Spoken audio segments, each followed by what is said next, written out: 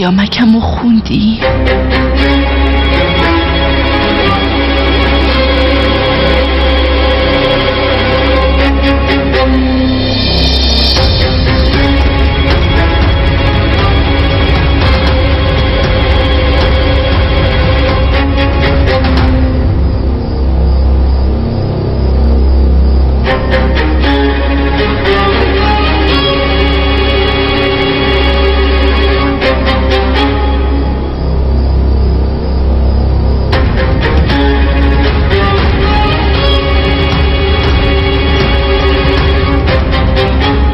کدوم پیامک عزلم؟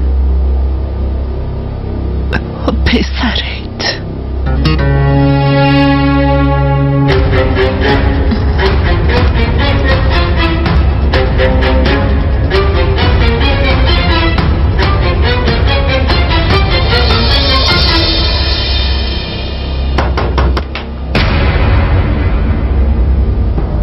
منتظر کسی بودی؟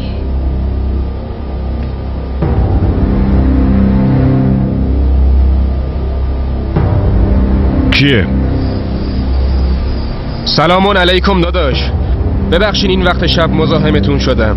موتور ماشینم جوش آورده، هوام که تاریکه. دیدم چراغتون روشنه اومدم. شرمنده، ممنون میشم اگه یه کمکی بکنید. داداش. خیلی خوب داداش، الان میام. ابرو خانم اومدن. کیا اومدن؟ برادراش. حالا چی کار کنیم؟ لطفاً آروم باشین. نکنه فهمیده منم. ابرو خانم تا بهتون نگفتم اصلا درو باز نکنین باشه؟ من که رفتم بیرون هر چی رو که میتونین بذارین پشت در. ابرو خانم حواستون رو جمع کنین تا من نیومدم، تا بهتون نگفتم نه صداتون در بیاد نه در باز کنین باشه؟ قاسم نرو، بیا به پلیس زنگ بزنیم. باشه زنگ بزنیم، ولی قبلش یه چیزی بذارین پشت در. من میدونم اینا چی میخوان. قاسم نرو. نگران من نباشین، من چیزیم نمیشه. نمیذارم اونا برای سر عزلم بیارن.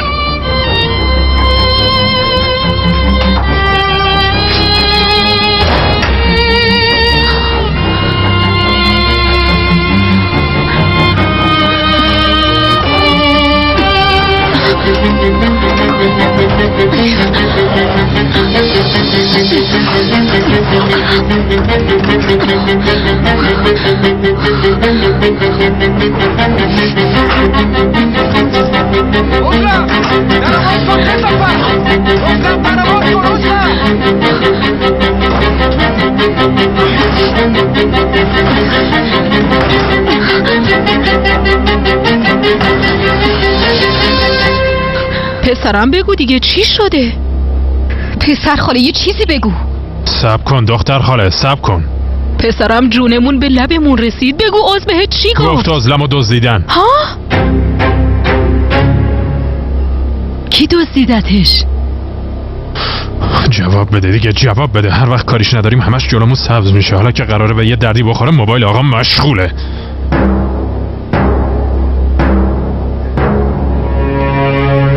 بازرسی جاده ها رو بیشتر کنین، احتمالاً با همون ماشین فرار کردن. مبادا این بار از دستتون فرار کنن.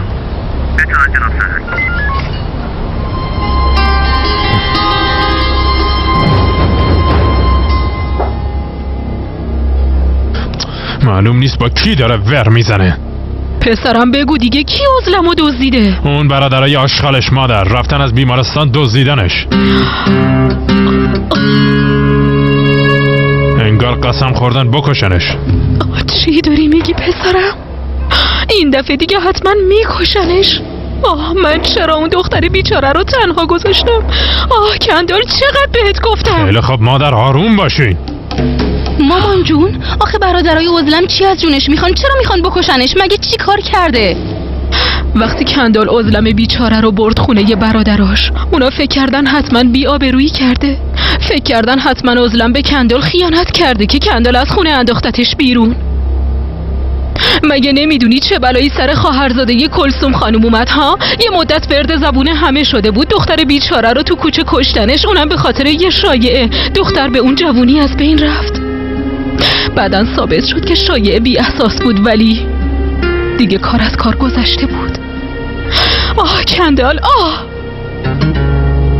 اگه بلایی سر عزلم بیاد جواب وجدان تو چی میدی ها؟ چطوری میتونی با این عذاب زندگی کنی؟ مادر من، مگه هر بلایی که سر عزلم میاد به خاطر زبون درازیاش و فضولی کردنش تو کار دیگران نیست؟ من چند بار بهش گفتم این کارا رو نکن وگرنه برات میگردونم خونه مادرت، ولی چی شد؟ به حرفم گوش کرد؟ نه، گوش نکرد. دخترم، من چرا پشتت وای نستادم؟ انگار لال شده بودم. وقتی داشتی میبردیش سرمو انداختم پایین و چشممو بستم. چرا وقتی داشتی از این خونه میبردیش صدام در نیومد؟ وای قدریه، کارنامه اعمالت سیاهه، سیاه.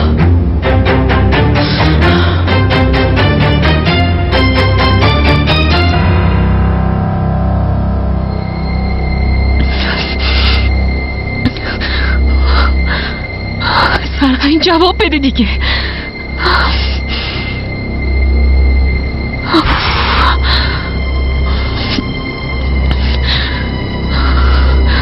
میکشمت کثافت، میکشمت. الو، اداره پلیس؟ بله بفرمایید خانم. لطفاً کمکم میکنی. عزلم درو باز کن، عزلم درو باز کن، درو باز کن دختر. ببین دوست پسرتو کشتم، تو رم میکشم. درو باز کن.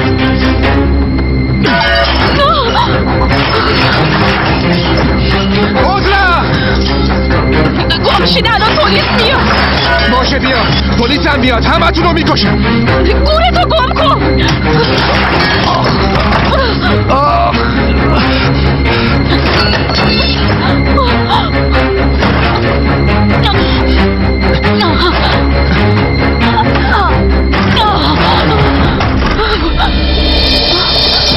عزلم الو، درو باز کن. لطفاً کمکمون کنید. بله مسلحه میخواد ما رو بکشه. کمکمون کنید، داره بیاد تو. تو کی هستی؟ تو کی هستی؟ تو کی هستی؟ قسم میخورم تو رم میکشم. این درو باز کن لعنتی. درو باز کن. الان پلیسا میرسن. تا پلیسا برسن من کار شما رو تموم میکنم. گفتم درو باز کن عزلم. درو باز کن عزلم. گفتم درو باز کن.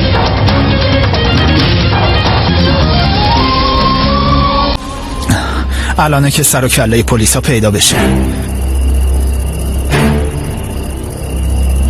اگه فرار کنم پیدام میکنه. اون موقع حتما منو میکشه. آخ داداش، دیگه چه بلاهایی میخوای سرمون بیاری؟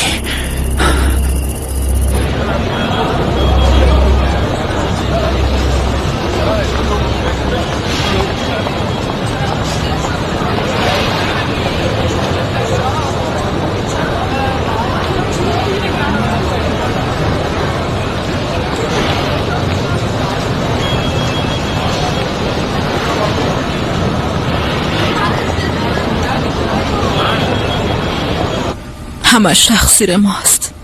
نباید عزلمو تنها میذاشتیم. اگه بلایی سر عزلم بیاد اون وقت تا آخر عمر عذاب وجدان راحتمون نمیذاره. مادر چرا فقط ما رو مقصر میدونین؟ چرا کارایی که عزلم کرده رو نادیده میگیرین؟ نباید به حرف هیچ کدومتون گوش میکردم. باید میرفتم ملاقاتش. مثل آدمای بی کس و کار ولش کردیم گوشه بیمارستان و دست رو دست گذاشتیم.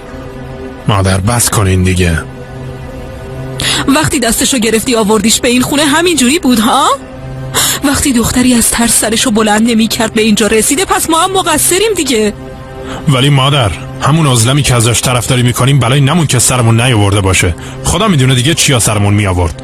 اگه آروم میگرفت نه از این خونه میرفت نه برادراشون بلا رو سرش می آوردن. خوشی زده بود زیر دلش، غلطی نمونده بود که نکرده باشه. انگار شما خبر ندارین. لعنت بر شیطون، عجب گیری کردیم ما. انگار خودت پاک و معصومی و هیچ کاری نکردی. مصیبت هایی که سرمون آوردی هنوز یادمون نرفته. هر طور شده باید عزلمو دوباره بیاری تو این خونه. اون دختر دیگه برای همیشه تو این خونه میمونه. عزلم حق نداره پاشه تو این خونه بذاره مادر.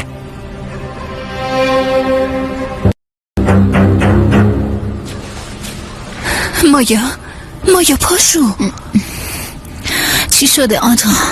میدونی روزگار داشت جیغ میکشید، گفتم برم ببینم، حتما خواب بد دیده، به زور خوابوندمش. مگه مامان کجاست؟ نمیدونم مایا، نیست. یعنی چی نیست؟ حتما دوباره رفته به یکی کمک کنه، شاید هم رفته پیش عزلم. مزخرف نگو، نصف شبی چطور میتونه بره پیش عزلم؟ نمیدونم چرا انقدر تعجب میکنی. مامان به غیر از ما به فکر مشکلات همه است. تو هم بهتره دیگه اینو قبول کنی. آدا برای یه بارم شده، تا وقتی مطمئن نشدی قضاوت نکن. هر چی میخواد باشه، نباید روزگارو تو این وضعیت تنها میذاشت. حداقل به ما میگفت. طفلکی کلی ترسیده بود. کجا؟ مامان یه جایی همین دور و برا، هم الکی داری بزرگش میکنی. چیزی شده؟ جناب سرهنگ، چند دقیقه پیش نفر زنگ زده به اسم ابرو، گفت 2 نفر بیرون خونن که سعی دارن ما رو بکشن. آدرسی چیزی داده؟ آره، روستای چکم. روستای چکم؟ خونه قاسم اونجاست. مادر، به نظر شما یعنی بعد از این همه اتفاق برگشتن عزلم به این خونه کار درستیه؟ پس چی کار کنیم نارین؟ ولش کنیم به امون خدا؟ وقتی از دست برادراش خلاص شد تنهاش بذاریم؟ بذاریمش تو خونه ی مادرش؟ دوباره منتظر برادراش بمونه که بیانو بکشنش ها؟ میخوای همین کارو بکنیم؟ اگه عزلم پاشه تو این خونه بذاره، نه، نصف شبی فقط شما رو کم داشتیم. آدا، مایا، چی شده این وقت شب؟ مامانم نیست. شما میدونین کجاست؟ یعنی چی نیست؟ معلوم نیست نصف شبی رفته چوب لاچخی کی بذاره. دخترم شاید تو دستشویی جایی باشه. نه، نگاه کردیم پیش عزلم نرفته باشه. عزلم و برادراش از بیمارستان دزدیدن بردن. اگه اونجا رفته باشه حتما اونم دزدیدن. چی؟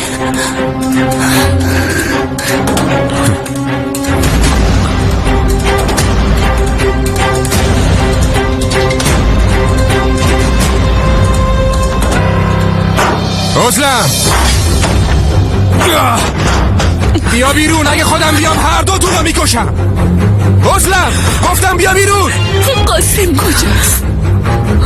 آروم ابرو جانون، تا منو نکشه دست بردار نیست. یه کاری بکن.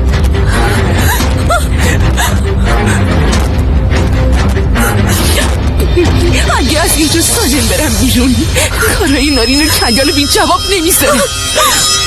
ابرو جان، باران پسری.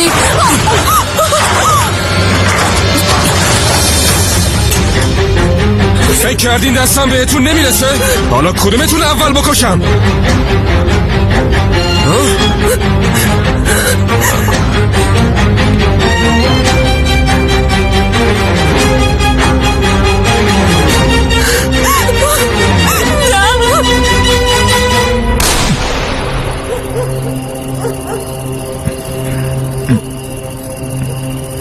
یعنی چی شد؟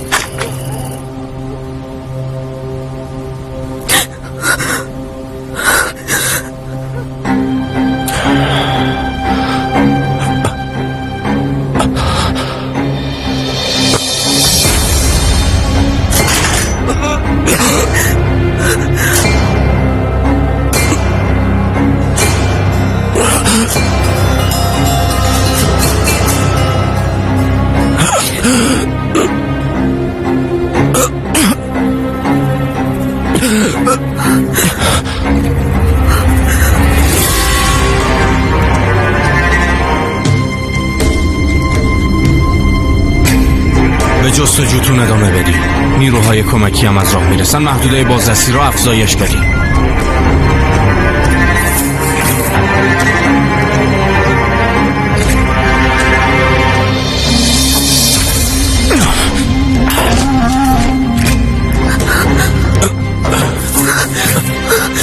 جلو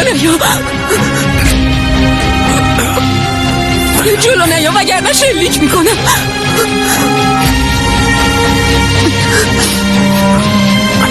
فاتح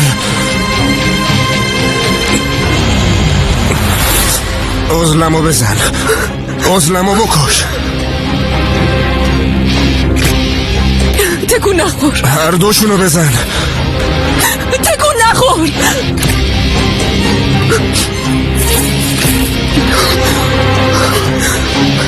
بکششون فاتح، اگه نکشیشون من تو رو میکشم. جلو نیا وگرنه شلیک میکنم. تو حتی بلد نیستی اسلحه رو درست دستت بگیری، میخوای شلیک کنی؟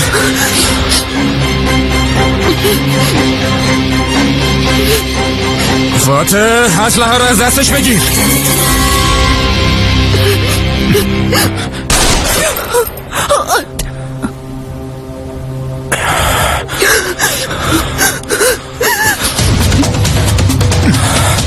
داداش پلیس الان میان، اگه نریم حتما گیر میافتیم داداش. پاشو داداش، حسابتو میرسم.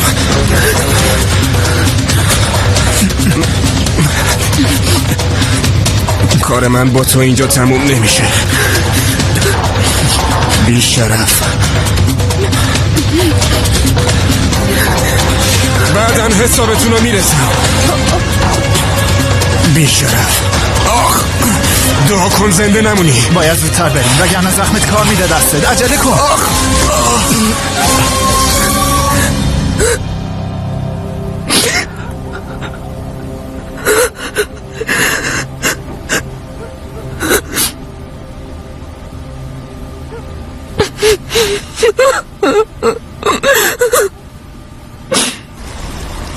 مامان تو رو خدا موبایلتو جواب بده. چطوره به سرهنگ او زنگ بزنی؟ بهتره به اون خبر بدی. زنگ زدم اشغاله. به کی زنگ میزنی؟ سردار حتما اون میدونه سرهنگ کجاست. دخترا خبری از مامانتون نشد؟ نه زنم و امینه، نه مامانم جواب میده نه سرهنگ اوست. خدایا دارم دیوونه میشم. چرا هیچ کدومشون موبایلشون رو جواب نمیدن؟ نگران نباشین دخترا، حتما تو راهه، الان برمیگرده.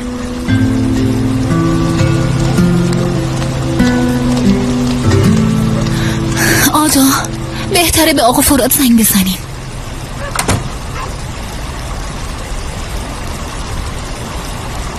الو بله آدا. آقا فراد مامانم پیش شماست؟ اینجا نیست. چی شده؟ اتفاقی افتاده؟ نیست، تو خونه نیست، گم شد. یعنی چی نیست؟ زود باش حرف بزن ببینم.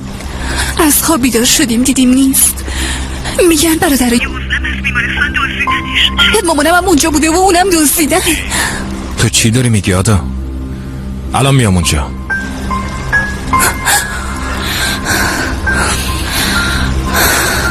عجب بدبختی داریم. نصف شبی غیبش زده، موبایلش هم جواب نمیده. این مامان ما کی میخواد که زرم به فکر ما باشه؟ آدا بهتره یکم آروم باشی. آروم باش تا بفهمیم چه بلایی سر مامان اومده.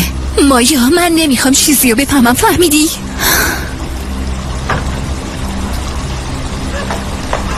آسمو ندیدین؟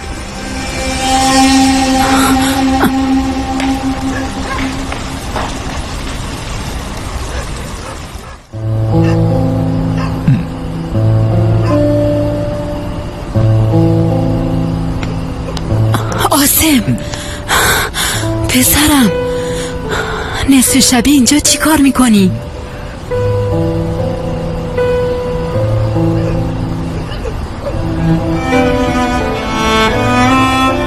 خیلی قشنگ.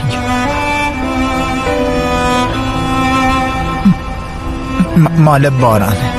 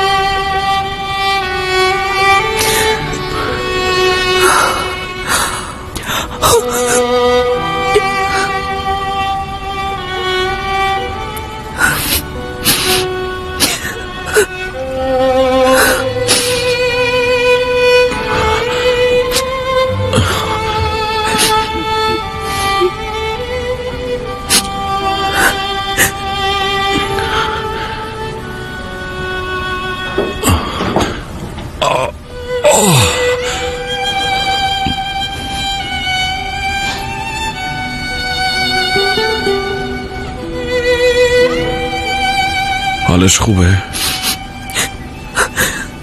خوبه، نگران نباش. تو چی؟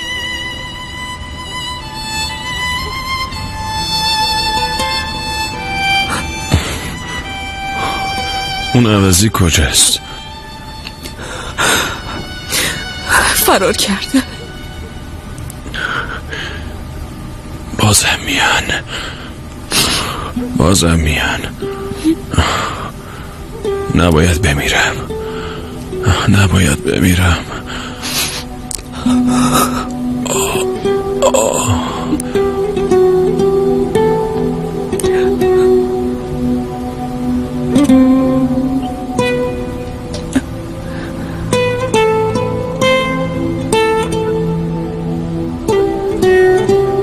یادته بهم میگفتی اگه مامان یه کاری میکنه حتما یه چیزی میدونه. آروم باش آدا، کاری نکن آدا. الان چه توجیهی داری ها؟ نصف شبی قیبش زده، تلفنشو جواب نمیده، دیگه شورشو در آورده. چطور این وقت شب؟ چرا داد و بیداد میکنی؟ به تو چه ربطی داره؟ میخوای بیام پایین و ربطشو بهت نشون بدم؟ ببین منو، تو بهتره ببین. آدا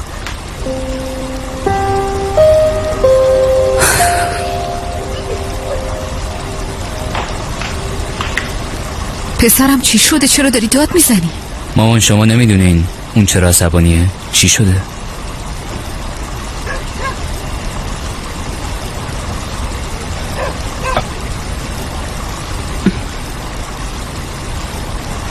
امینه جان، خبری نشد؟ نه نارین،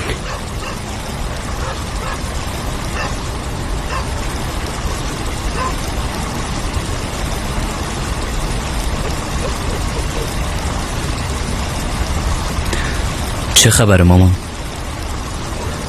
چیزی نیست پسرم، مهم نیست. مامان بگین دیگه. گفتم که چیزی نیست باران، بیا بریم تو دیگه.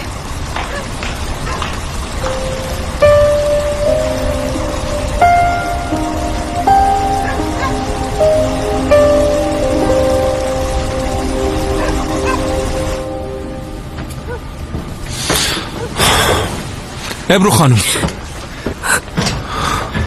حالتون خوبه؟ آره. خیلی خوب، تموم شد، نترسین. تو روستای چکم هستیم، یه زخمی داریم، فوراً آمبولانس بفرستیم.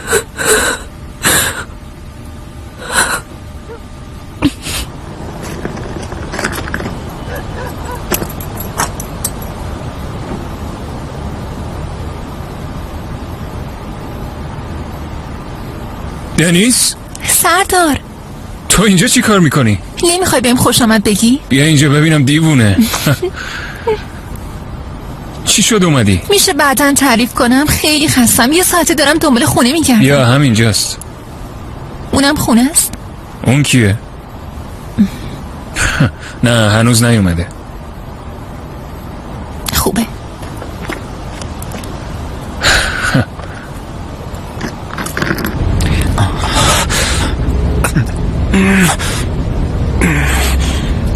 داداش باید بریم بیمارستان. باشه، اصلا چطوره مستقیم بریم زندان؟ انقدر نچرخ، برو یه جای خلوت نگه دار.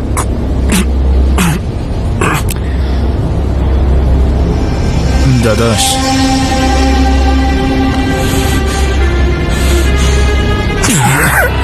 چی کار میکنی؟ چت شده؟ بزن کنار فاتح. گوش کن فاتح، اگه یه بار دیگه به حرفم گوش ندی یا با هم مخالفت کنی یا به ترسی یا به هم نارو بزنی، قسم میخورم بهت رحم نمی کنم.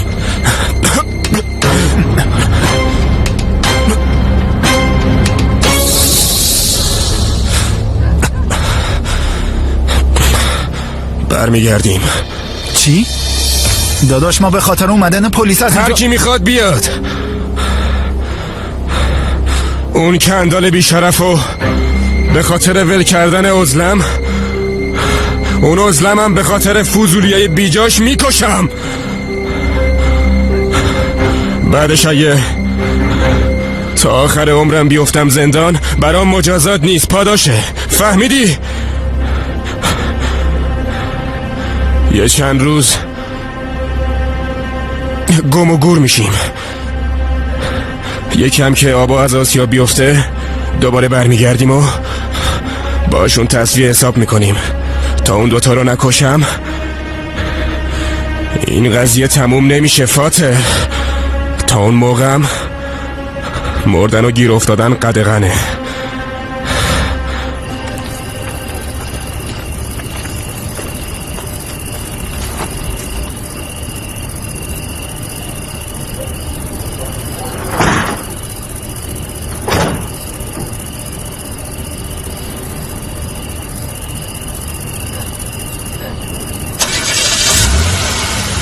ابرو خانم شما خوبی؟ بیاین برسونمتون خونه.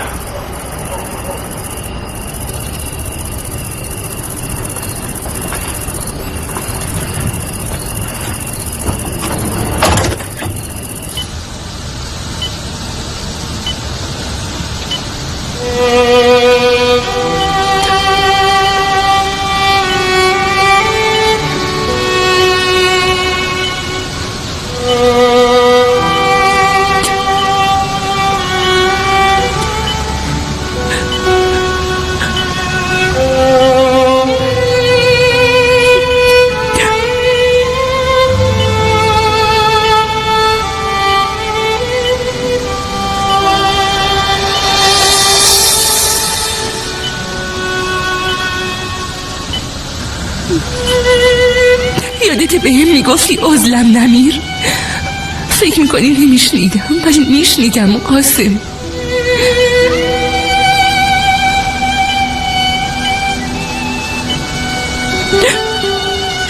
تو هم نمیر قاسم.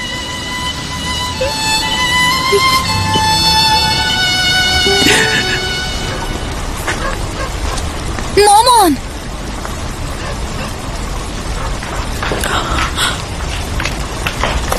پسرم پیداشون کردین؟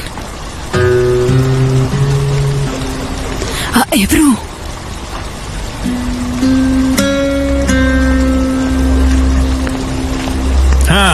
دیگه جمعمون جمع شد. فقط تو رو کم داشتیم پسر خاله.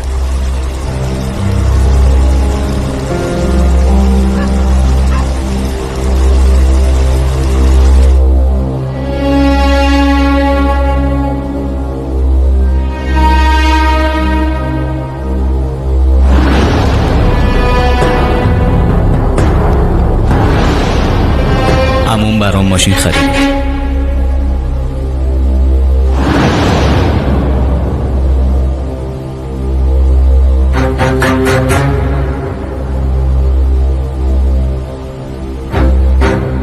عزلم و قاسمو به بیمارستان منتقل کردیم ولی حال عزلم خوبه. قاسم چطوره سرهنگ؟ حال اونم خوبه. گلوله رو در آوردم، به زودی خوب میشه. اگه دوباره بیان چی؟ آره اینا دست بردار نیستن. اگه دوباره برگردن بیمارستان چی؟ پلیس و نگهبانی بیمارستان مراقبن. مطمئن باشین حتما پیداشون میکنی. آره حتما پیداشون میکنی. محض احتیاط در خونه رو قفل کنی. شبتون بخیر. ممنون پسرم. من نمیتونم اینجا بمونم. باید حتما برم عزلمو ببینم. ولی مادر نصف شبی کجا میخوایم بریم؟ شنیدین که حالش خوبه. حتما باید جنازه اون دختر رو تحویل بگیریم. ها؟ اون دختر برمیگرده تو این خونه. بر نمیگرده مادر، بر نمیگرده. آروم باشین خاله، تو بیمارستان جاش کاملا امنه. منم میرم تا صبح کنارش میمونم، نگران نباشین. دستت درد نکنه پسر خاله. اگه تو نبودی ما چیکار میکردیم؟ یالا برید بگیرید بخوابید. فردا کلی کار داریم پسرم. وقت خوابه. یالا اون عوضی ها به اندازه کافی مزاحم استراحتمون شدن. کثافت بی‌وجدان. چطور میتونی اینقدر چی کار میکنی؟ آخه تو چه جور آدمی هستی ها؟ اما آروم باش. این دختر به خاطر تو داشت میمرد. اگه من نمیرفتم اونجا حتما داداشاش اونو میکشتن. اون وقت تو اینجا اینقدر خونسرد نشستی. صداتو بیار پایین، نکنه دیوونه شدی ها؟ خیلی کثیفی کم. صداتو ببر ببینم. ولم کن دیگه، نمیتونم این احمقو اینو از اینجا ببریم. همیشه هر کاری که دلش خواسته کرده. بس کن دیگه، بس کن دیگه، دست از این کارات بردار. بس کن مامان تو رو خدا آروم باش. خدایا باز این شروع کرد. مامان خواهش میکنم دیگه، دست از این کارات بردار.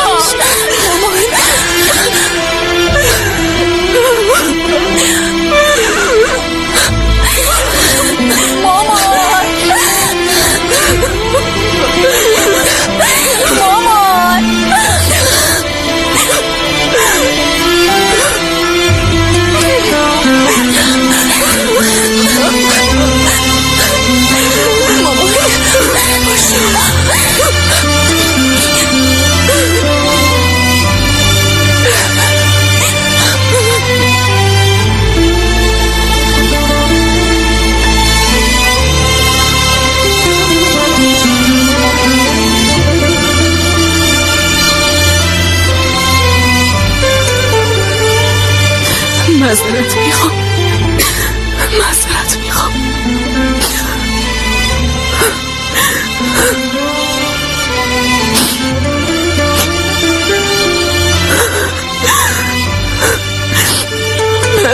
میخوام.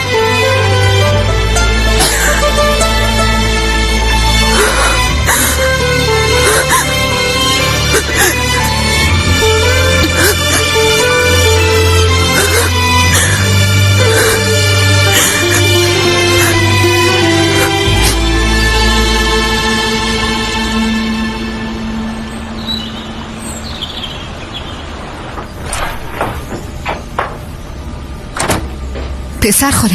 دختر خاله چی شد اول صبحی؟ قضیه عزلم چی میشه؟ هیچی نمیشه دختر خاله، دیگه نمیذارم پاشو تو این خونه بذاره. خیلی خوب، ولی مادر. ببین دختر خاله، مادر هرچی میخواد بگه، محال اجازه بدم عزلم دوباره به این خونه برگرده. این همه مشکل داریم، حوصله یه سر و کله زدن با برادرای روانی عزلمو ندارم. به اندازه کافی بهش فرصت دادم ولی ازشون استفاده نکرد. از این به بعد به من مربوط نیست. پسر خاله، وقتی اون دختر رازمونو میدونه چطور میتونیم همینطور ولش کنیم بره؟ اگه حرفی به ابرو بزنه همه چیو براش تعریف کنه، من چه خاکی تو سرم بریزم؟ بهترین کار اینه دوباره بیاریمش تو این خونه. دم درم که کشیک میدن برادراش نمیتونن کاری بکنن. نارین، عزلم به هیچ وجه به این خونه بر نمیگرده. به خاطر اون چند بار سیبل نزدیک بود. دهنمو باز نکن، دیگه نمیخوام تو این خونه ببینمش. اما وقتی الان اون رازمونو میدونه، از اون بابت نگران نباش، هیچ غلطی نمیتونه بکنه. پسر خاله چطور میتونین انقدر مطمئن باشین؟ عزلم به ابرو پیام داده بود. برادرای عزلم برای کشتنش قسم خوردن. عزلم هم دنبال یه راهیه که دوباره یه جوری به این خونه برگرده. فرض کنیم همه چیو به اون زن شهری گفت. اون موقع میتونه بیاد تو این خونه؟ میتونه تو روی مادر نگاه کنه؟ اون وقت دیگه هیچ امیدی برای برگشتنش باقی نمیمونه. تو نگران نباش، اون نمیتونه هیچ حرفی بزنه.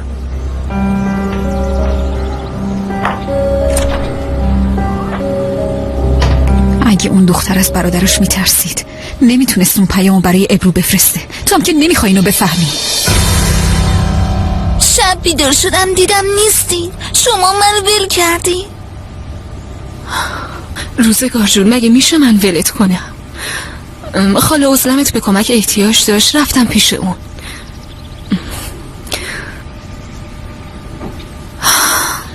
ما نباید آدمایی که به کمک احتیاج دارن تنها بذاریم، میدونی که. ولی منو تنها گذاشتی.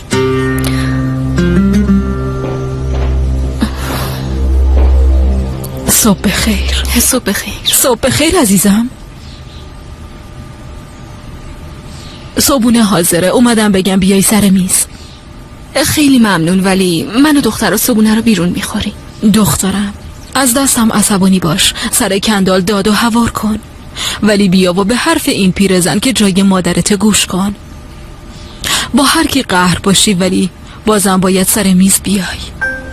دور یه میز نشستن ربطی به قهر و آشتی کردن نداره دخترم. اگه حرف همو نمیفهمیم، اگه نمیتونیم با هم کنار بیاییم، با نشستن دور هم سر یه سفره یاد میگیریم باید نونو بین هم تقسیم کنیم، احترام نونو نگه داریم. اینطوری کم کم همدیگر رو درک میکنیم و همدیگر رو میفهمیم. دخترم بیا بریم.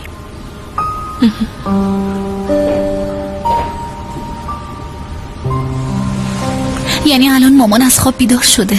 اگه بیدارم نشده کاریش نداشته باش، بعد اتفاقی دیشب بذار یکم بخوابه، ولی تلافی همه اینا رو در میگیرم. عادل لازم نکرده هیچ کاری بکنی. نمیبینی مامان دیگه تحمل یه دردسر دیگر رو نداره؟ شاید الان نه، ولی تلافی همه اینا رو یکی یکی در میگیرم. مامان جون صبح خیر. چرا پا شدین؟ یکم دیگه هم استراحت میکردی. نه لازم نیست، کلی کار دارم. قدریه خانمم برای صبحونه منتظرمونه، اگه نریم خیلی بد میشه. مامان داری شوخی میکنی دیگه نه؟ ببینم نکنه میخوای بعد اتفاقی دیشب با اون آدم سر یه میز بشینیم. دلیل نشستن سر اون میز و بعدن میفهمی، نه الان. زودتر بیاین پایین، منتظرم.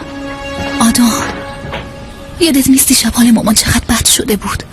تو هم اینقدر سر به سرش نذار. دیدی به خاطر نجات جون عزلم به چه حال و روزی افتاده بود. از یه طرف هم داره به خاطر ما تلاش میکنه و نگران ماست. تو هم نمیخواد دیگه به اینجور چیزا گیر بدی. چه اشکالی داره بریم سر میز؟ دلت برای عزلم نمیسوزه؟ برادرای خودش افتادن دنبالش که بکشنش. اگه مامان نبود شاید الان اون دیگه زنده نبود. اون وقت تو همینطور داری با مامان لجبازی میکنی. اوف مایا، قصه اینو بخور، قصه اونو بخور، قصه همه رو بخور. خب که چی؟ یادت رفته؟ مگه نمیگفتی با کدوم پول برم دانشگاه ها؟ این همه از کندل و عزلم گفتی، موضوع سهم بابا چی شد؟ فراموش شد. حالا من به کنار، من که سال بعد امتحان میدم. من به خاطر تو به آب و آتیش میزنم، ولی تو نمیخوای به من کمک کنی. نمیبینی؟ صاف تو چشامون نگاه میکنن و از لج ما برای باران ماشین میخرن. پس سهم ما چی میشه؟ هیچی. آفرین مایا، مثل همیشه سرتو بنداز پایین و هیچی نگو، هیچی. بعضی وقتا سکوت بهترین جواب آدا.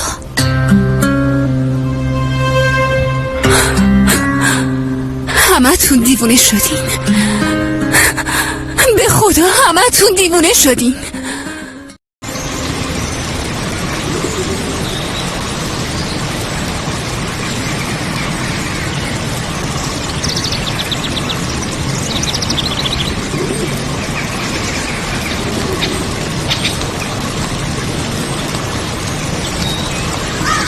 خیر باشه همینه.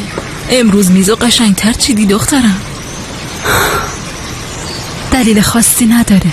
میدونی مادر تا حالا ابرو رو اونطوری ندیده بودم. مادر چه بلایی داره سرمون میاد؟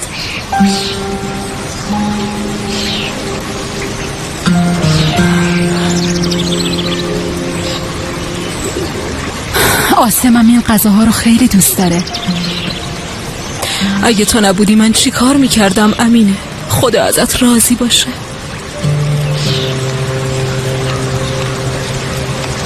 صبح بخیر مامان جون. صبح بخیر دخترم.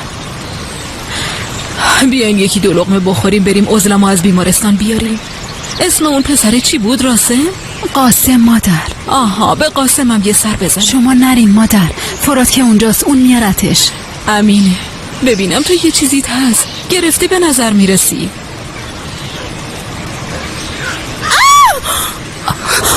مامان چی شده ملک؟ موش دیدم. تو این خونه فقط موشمون کم بود. ولی مامان خیلی گنده بود. چی گنده بود؟ موش دخترم، موش. زن داداش همینه، واقعا میخوای بری تو آشپزخونه؟ ملک در قابلمه ها بازه، برم درشونو بذارم توشون نیفته. ملک خب مگه چیه؟ موش که ترس نداره. آره ولی این مثل اون موشایی که دیدی نیست. قدیما تو روستاها واکسن رو به خاطر سگ هار نمیزدن، به خاطر این موشا میزدن. ندیدیش که این هواست. نترس دخترم نترس، بیا بشین.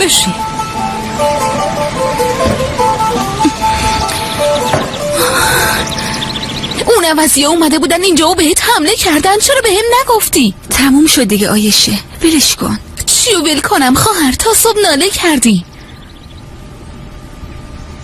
الان حالت خوبه؟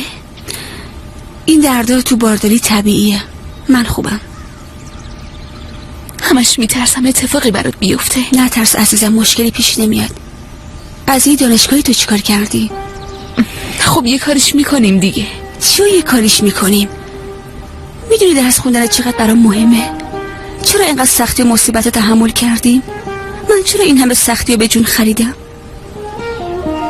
برای اینکه بتونی آینده‌تو بسازی و مثل من محتاج کس دیگه‌ای نباشی. خواهش میکنم منو ناامید نکن. با باران حرف زدم، اونم با عموش حرف زده.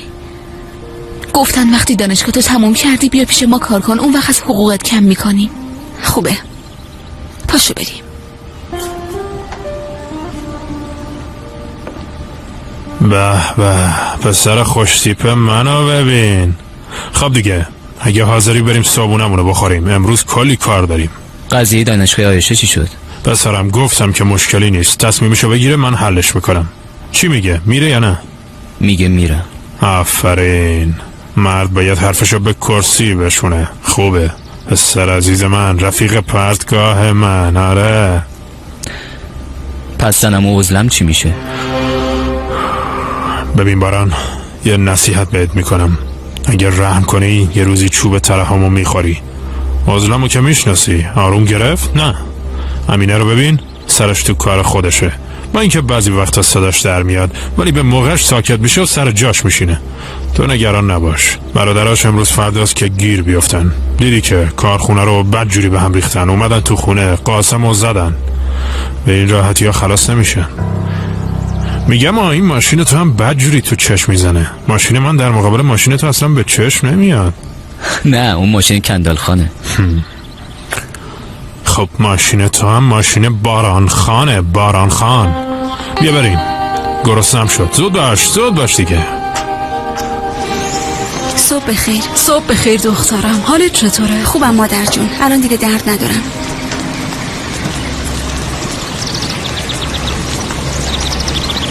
صبح بخیر. صبح بخیر ابرو. دخترم هرچی بگی حق داری. عزلم به خاطر تویه که الان زنده است.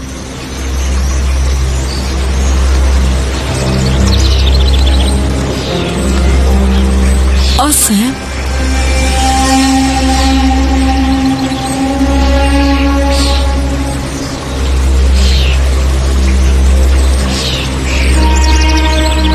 دخترا، خوراکیای آشپزخونه رو با یه چیزی بپوشونی. مامان من تو آشپزخونه نمیرم.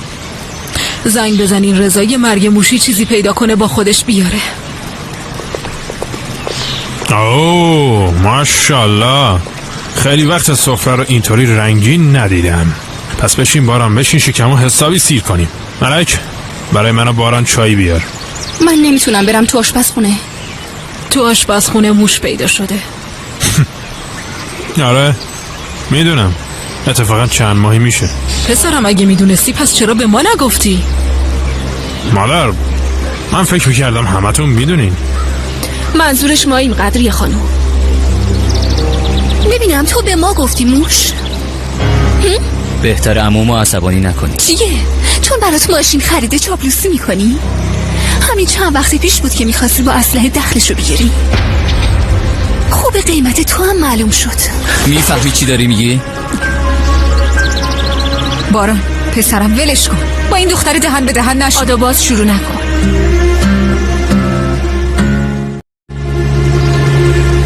بیا بریم پسرم، تا وقتی اینا اینجان غذا خوردن برامون حرومه. صبونه رو بیرون میخوریم.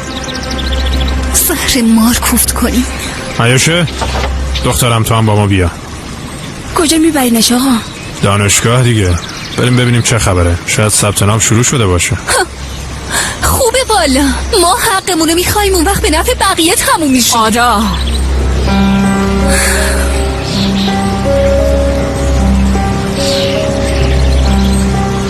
آیشه برو. کندال بفرمایین مادر. عزلم چی میشه؟ چیزی نمیشه مادر، برمیگرده جایی که بهش تعلق داره. اینطوری نمیشه. عزلم برمیگرده به همین خونه. نمیتونم تو این وضعیت تنهاش بذارم. تنها نیست مادر، تو خونه پیش مادرشه دیگه. نمیخوام دیگه در این مورد باهاتون بحث کنم.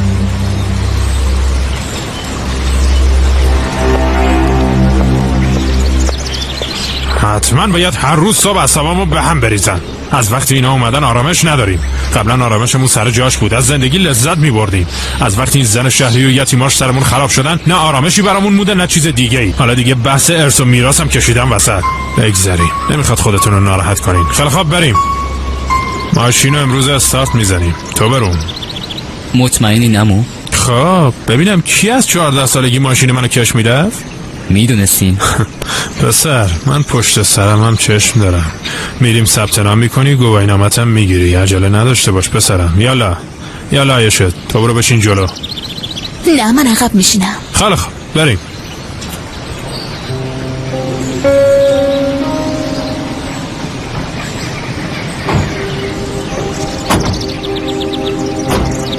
یالا باران خان، گاز بده ببینم دست فرمونه چطوره. منو برسونین کارخونه، شما هم برین کارای دانشگاه عایشه رو ردیف کنین.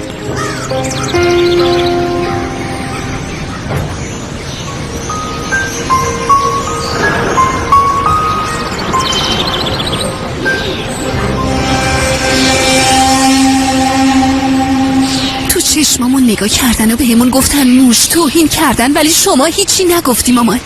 اون وقت شما برای کمک کردن به اینا خودتون رو میکشین. کیه که قدر بدونه؟ آخرش هم بهمون میگن موش. حتی حق نداریم حقمون رو بخوایم. دخترم شده چیزی ازمون بخواین و ما بهتون ندیم؟ ما حقمون رو میخوایم قدریه خانم. ببینین اگه بابام تو این خونه سهم داره پس ما هم حق داریم. هیچ کسی هم نمیتونه هیچ ادعایی داشته باشه. هر کی هر چی سهمش میگیره، نه بیشتر. ممکنه خواهر من به خاطر پول نتونه بره دانشگاه، ولی خرج دانشگاه عایشه از حق ما داده میشه. شاید بتونین مامانمو گول بزنین ولی ما رو نه. دخترم ما چرا باید مامانتو گول بزنیم؟ خب چرا حقمونو نمیدین که ما از اینجا بریم؟ مگه شما هم همینو نمیخواین قدریه خانم؟ آدا بهت گفتم تو این کارا دخالت نکن. تا کی دخالت نکنم مامان؟ بهم بگین تا کی؟ تا حالا که دخالت نکردیم اتفاقی هم افتاده؟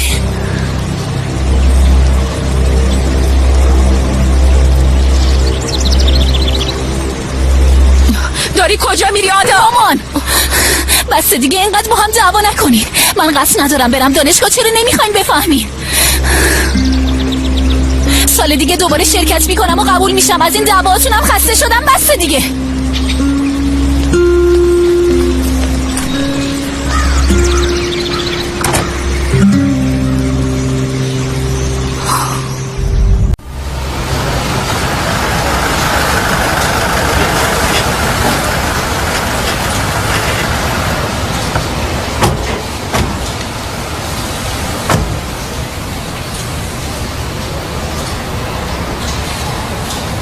بیا اینو داشته باش پسرم، شاید لازمتون بشه. بعدش هم با هم بریم بگردین و یه چیزی بخورین.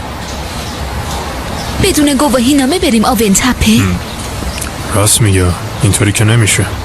ماشینو بذار همینجا، با ماشین شرکت بریم. هر جا بگین راننده میبرتتون. آسمان بادو بیا اینجا. بفرمایید آقا. آسمان یکی از ماشینای شرکت رو بردار. امروز باران خانم میگردونی. تمام روز در اختیار اونی، فهمیدی؟ رو چشمم آقا. برو دیگه. پسرم هرچی لازم بود بگیرین، نگران هزینه‌ش هم نباشین.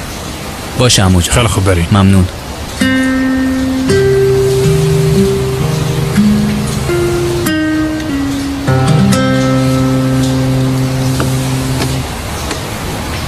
مگه اینکه تا بتونی از پس اون خانم شهری بر بیایی باران جان.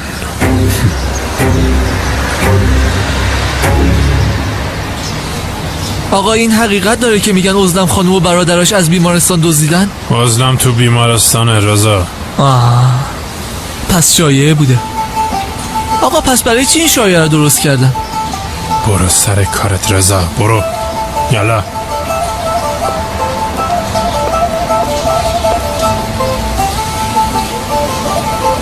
بفرمایید ملک خانم. رضا تو خونه موش پیدا شده. زود باش یه سمی چیزی بگیر بیار خونه. خیالتون راحت باشه ملک خانم، این کارو بسپارین به من.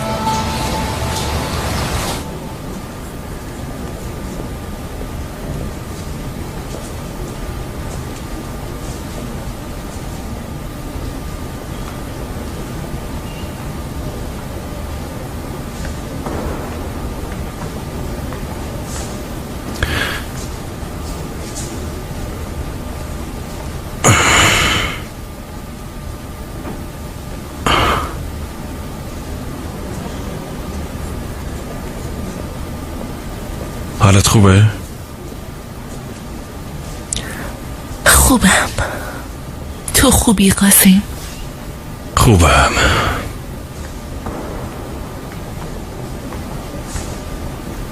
خب الان دیگه بر میگردی به خونت. کندال خانم چند نفر رو گذاشته جلوی در خونه تا کشیک بدن. هیچ کسی نمیتونه بهت آسیبی برسونه. البته اگه تو خونه را هم بدن. چرا نباید رات بدن عزلم؟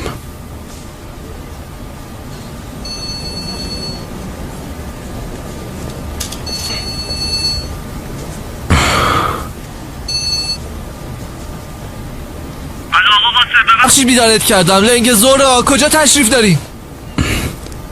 منو زدن آقا. کی تو رو زده؟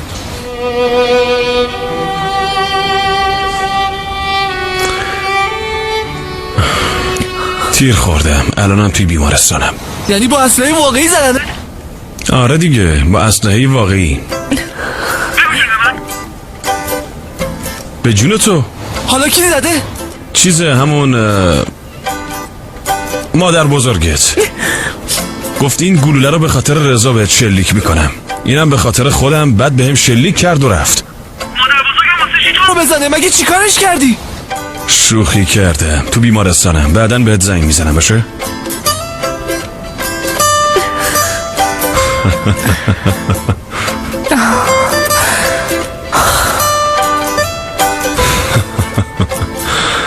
گوشی رو روم قطع کرد. نه بابا این غیر ممکنه. اگه مادر بزرگم قاسمو نزده پس کی ممکنه زده باشتش؟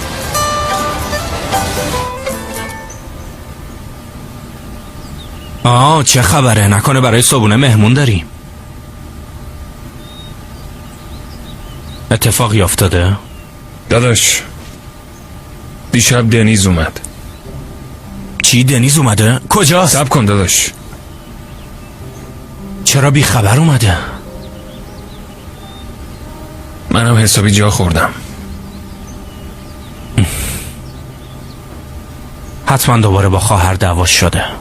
حرف خاصی نزد ولی تو این همه سال تو رو میدونم. آره میدونم.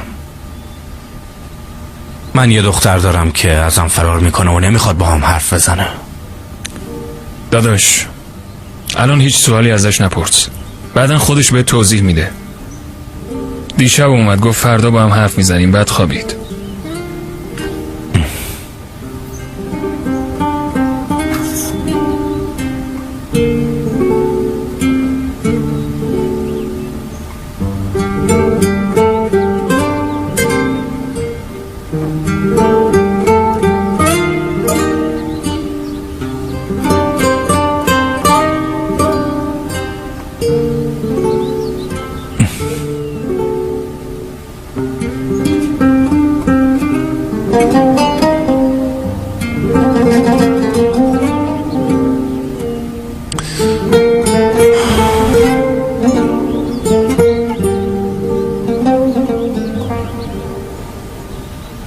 داداش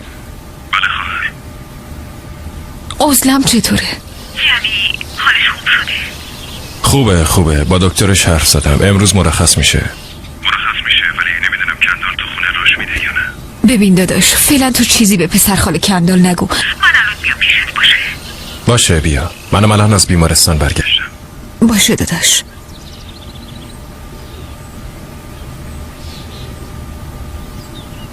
چی شد؟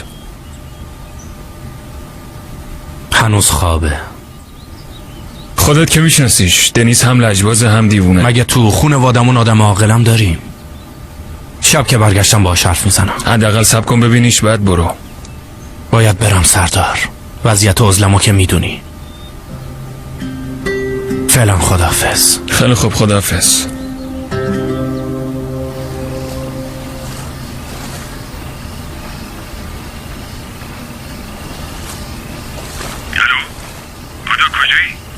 بیرونم. چطور؟ ببینم حالت خوبه؟ معلومه که نیستم. بین اون همه آدم دیوونه چطور میتونم خوب بشم؟ خیلی خوب آروم باش. میخوای همدیگه رو ببینیم؟ آره اتفاقا بهت احتیاج داره. باشه الان کجایی؟ بگو بیام پیشت. کنار رودخونه‌ام. باشه میبینمت. بیدار شدی جادوگر؟ صبح بخیر. صبح بخیر. اومد پیشت ولی خواب بودی. بعد رفت. دنیز اینطوری نکن، کار بابا تو که میدونی. اون بابای من نیست.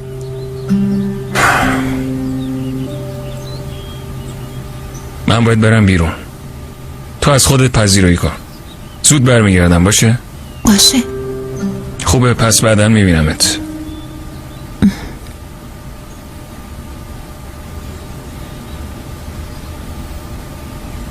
امینه دخترم چت شده؟ از صبح تا حالا همش تو فکری. مادر چیه دخترم؟ بگو چی شده؟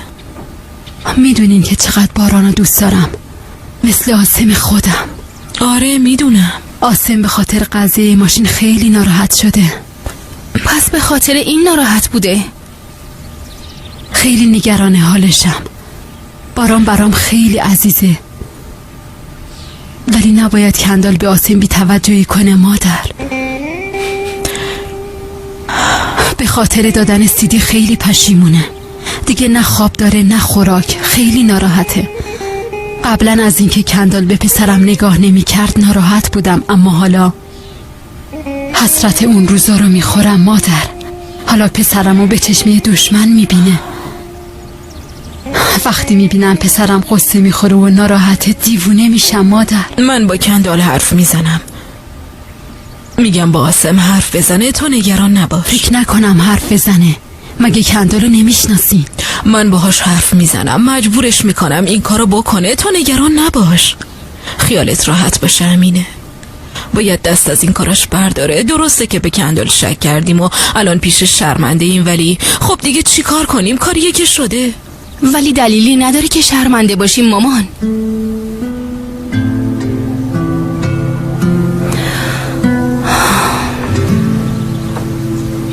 بیا دخترم بیا. مشکلات و مصیبتامون تموم شدنی نیستن. مایا چطوره؟ تعریفی نداره. همش میگه نمیرم دانشگاه، میگه نمیخوام، دوباره میخواد بره کلاس کنکور.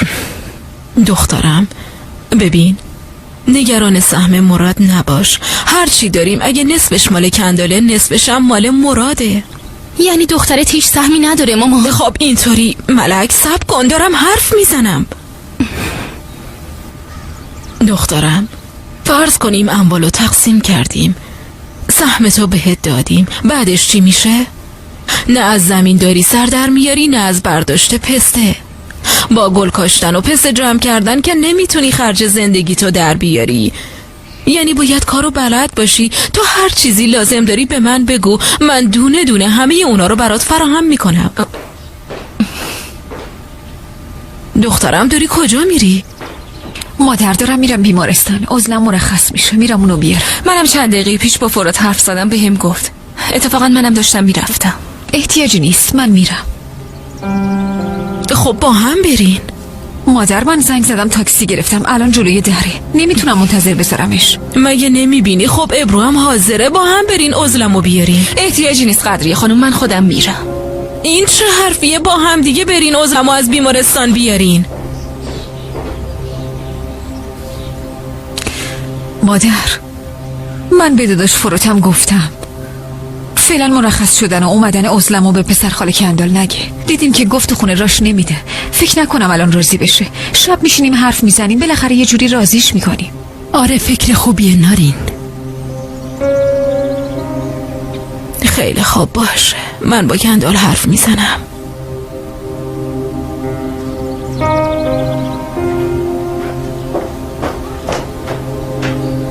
ای خدای بزرگ. مادر فکر میکنین کندال قبول کنه؟ اون نمیتونه قبول نکنه امینه. نمیذارم عضلم از این خونه جای دیگه ای بره.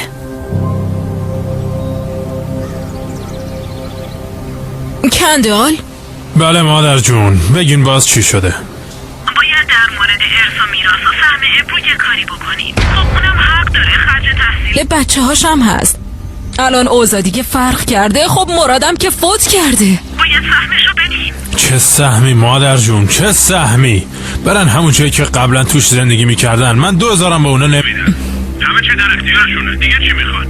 تو خونه میخورن میخوابن، همه چی براشون فراهمه، هیچ کم و کسری ندارن. مادر شما که میدونین من چه مشکلاتی دارم، پس درکم کنین. چه مشکلاتی داری پسرم؟ حالا هرچی میخوایم بدونین که چی بشه، خودم یه جوری حلشون میکنم. ولی اگه اون زن شهری و دختراش دست از سرم بر ندارن و برام مشکل درست کنن، خودم میبرم وسط استانبول ولشون میکنم. گفته باشم.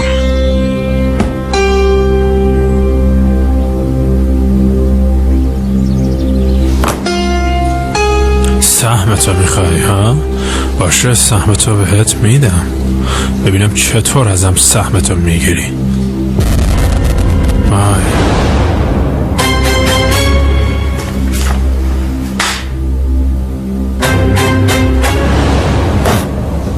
باید اونو پیدا کنم.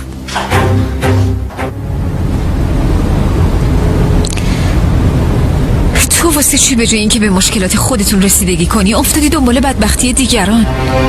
متوجه نشدم ناری. میگم به فکر بچه‌های خودت باش، فکر مشکلات و بدبختی ما رو نکن. آخه تو رو چه به عزلم؟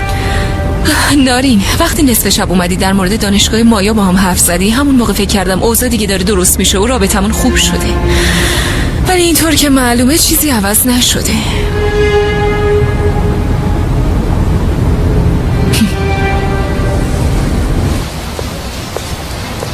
آقا قاسمو زدن آقا.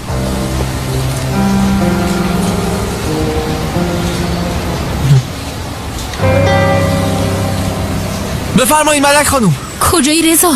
ببینم سم خریدی، پس چرا هنوز نیاوردی؟ همین الان میرم ملک خانوم. میدونین که کارهای کارخونه بدون من میخوابه. مثلا جنس که میاد من باید تحویل بگیرم، جنس که میفرستیم. الو ملک خانوم. الو ملک خانومم گوشی رو قطع کرد. نه بابا حتما شارژش تموم شده. ولی چرا باید قطع کنه؟ عزلم حالت خوبه؟ خوبم ابرو جان، خیلی ممنون. بلا بدور. خیلی ممنون سرهنگوز. اومدیم ببریمت خونه. به یکی از اونا تو شلیک کردی؟ بله. خیلی خوب، بعداً جزئیاتو به هم بگو. باشه. عزلم حالت چطوره؟ خوبی؟ خوبم ممنونم نورین.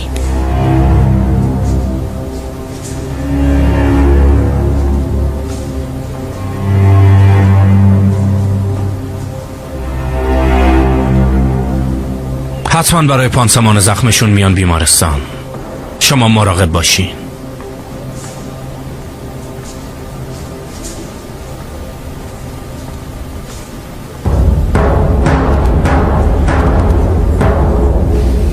نمیتونم تحمل کنم مثل گده ها زندگی کنیم. برای باران ماشین میخرن، به ما که میرسه میگن چیزی لازم ندارین. اون کندال از لج ما میخواد خرج دانشگاه آیشارم بده. باورت میشه؟ خیلی خوب عشقم، یکم آروم باش. اینجوری فقط داری خودتو عذاب میدی. آره، هر چقدرم بگم فایده ای نداره. تازه من فقط دارم شکایت میکنم، نه مامانم نه مایا هیچی نمیگه. چرا اونا هیچ اعتراضی نمیکنن؟ نمیدونم، رفتارشون واقعا داره دیوونه‌ام میکنه، مخصوصا مایا. نمیدونم چه شده. دیروز که داد و بیداد کرد خیلی تعجب کردم، ولی امروز دوباره ساکت شد. میگم چرا ساکت شدی؟ میگه گاهی اوقات سکوت بهترین جوابه.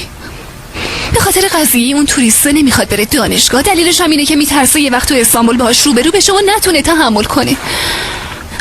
من واقعا نمیتونم درکش کنم. بهتره زیاد به اینجور چیزا فکر نکنی آدا. به هر حال اتفاقات تلخی رو پشت سر گذاشتین. فراموش کردن و کنار اومدن با این مشکلات آسون نیست. بهتره هم به خودت هم به خانوادت یکم فرصت بدی. هیچ کس به اندازه من ضربه نخورد. وقت برگشتن بابام هیچ کس به اندازه من خوشحال نشد.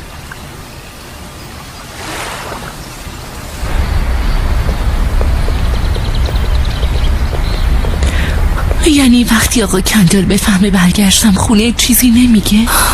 فعلا به این چیزا فکر نکن. نگران نباش، قدری خانم باهاش حرف میزنه.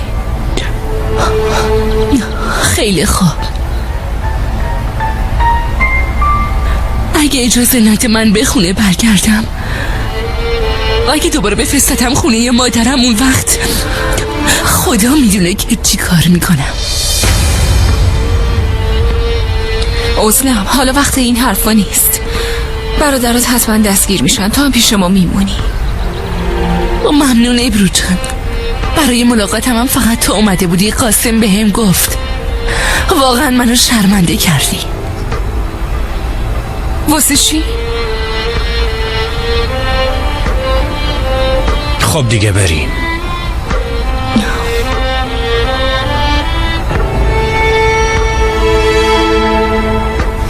چرا اینا نیومدن؟ مادر، قرار بود در مورد آسم با کندال حرف بزنی. دخترم مگه حواس برام مونده؟ الان بهش زنگ میزنم. ملک، به رضا زنگ زدی؟ پس چرا نیومد؟ زنگ زدم مامان، الانه که دیگه بیاد. خیلی خوب. موشو فراموش نکردی ولی آسم منو فراموش کردی. پسرم، داشتم بهت زنگ میزدم. مادر، یه چیزی رو جا گذاشتم اومدم برش دارم. پسرم، میخوام در مورد آسم باهات حرف بزنم. ول کنین مادر، الان چه وقت حرف زدنه؟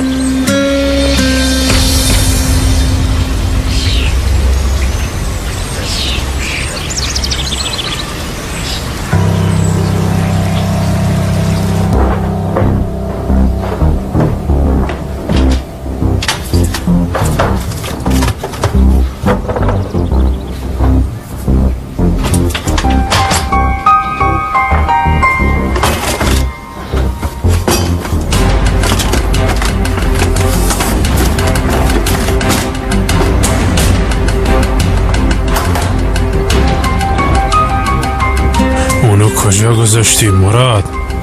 اون روز مدارکو برداشتی اومدی خونه، بعدم که قضیه بیمارستان پیش اومد. بس باید همین جاها باشه.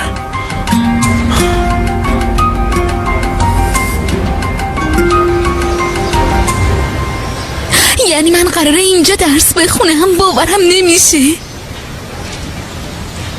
ببخشید، دفتر امور دانشجویی کدوم طرفه؟ یکم جلوتر، ساختمون سمت راست، همونجاست. باشه، ازتون ممنونم. خواهش میکنم. آیشه، آدم قحطی بود.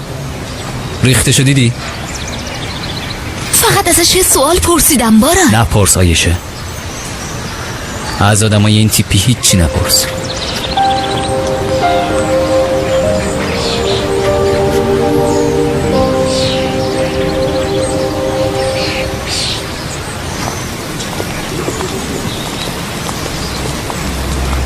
دخترم، خوش اومدی. خدا رو شکر به خیر گذشت. عزلم بلا به دور باشه. خدا رو شکر که خوبی. بی سر و صدا ببرینش تو اتاق من. کندال تو پذیرایی، هنوز باهاش حرف نزدم. زود باشی. باش.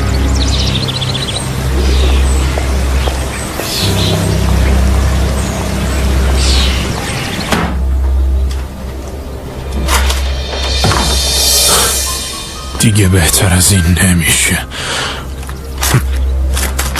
مهر دفتر خونه هم رو هیچ کدومشون نیست. حالا خانم شهری، ببینم میخوای چی کار کنی؟ نترس.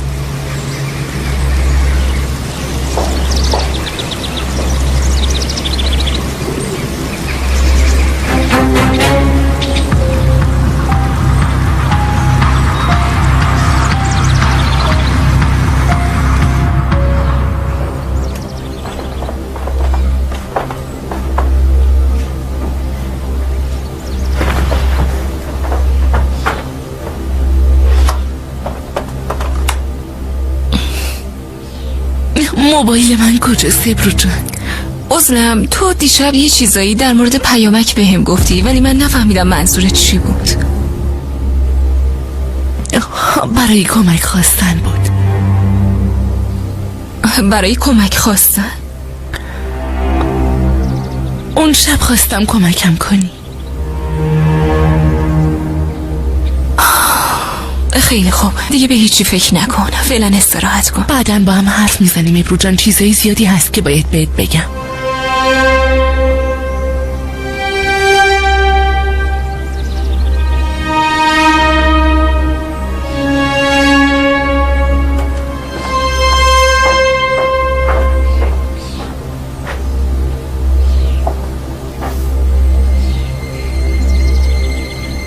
عزلم، ببینم تو میخوای چی کار کنی ها؟ من همه چی رو میدونم ناری. منظورتو نفهمیدم. خیلی واضح بهت میگم من راز تو میدونم. دیگه هیچی مثل گذشته نمیشه. الان منظورمو فهمیدی؟ تو بیمارستان تصمیم گرفتم تو رو بکشم. بعد خودمو سرزنش کردم که چطور میتونم دست به همچین کاری بزنم، ولی ای کاش. حالا پشیمونی؟ مطمئن باش از این بیشترم پشیمون میشی. ببین عزلم، وقتی این رازو برملا کردی اون وقت چی میشه؟ چی به دست میاری؟ ببین اگه ساکت بمونی کمکت میکنم تو این خونه بمونی، ولی اگه میخوای کار خودتو بکنی باشه، حرفی نیست. اون برادرای دیوونت هم هنوز دستگیر نشدن، پس بهتری دست با خطا نکنی.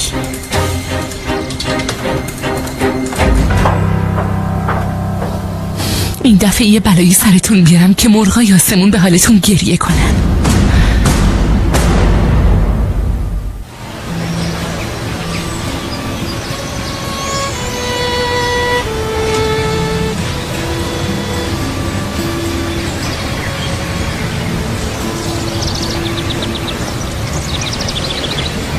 باران، آرزوم این بود که یه روزی برم دانشگاه و امروز به لطف تو به آرزوم رسیدم. ممنونم. خواهش میکنم آیشه. کارای ثبت نامم تموم نشد، مدارکم ناقص بود. البته برای تکمیل پروندم بهم فرصت میدن. کتابارم بعداً میتونین بگیرین. خوبه.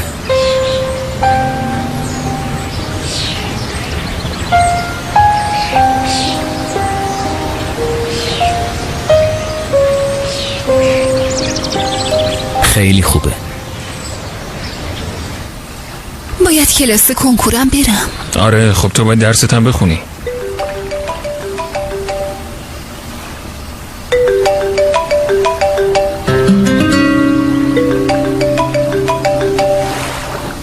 جواب بده دیگه. کیه؟ دنیز زنگ زده. بیچاره تازه اومده. جواب بده دیگه. الو؟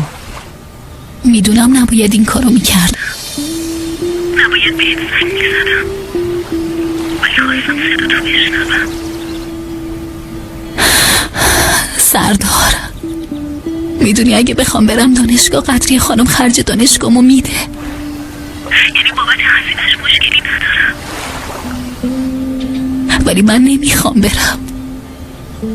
از دورم شده، کنار آدم شده. میخوام تو رو ببینم.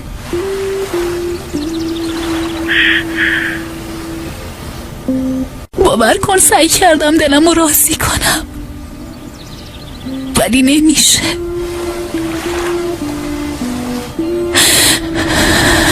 تونستم خودم رو قانع کنم ولی دلم رو نه. آها باشه، شب که اومدم با تو حرف میزنم. آدا پیشته. آره فهمیدم. مزاحمت شدم، معذرت میخوام.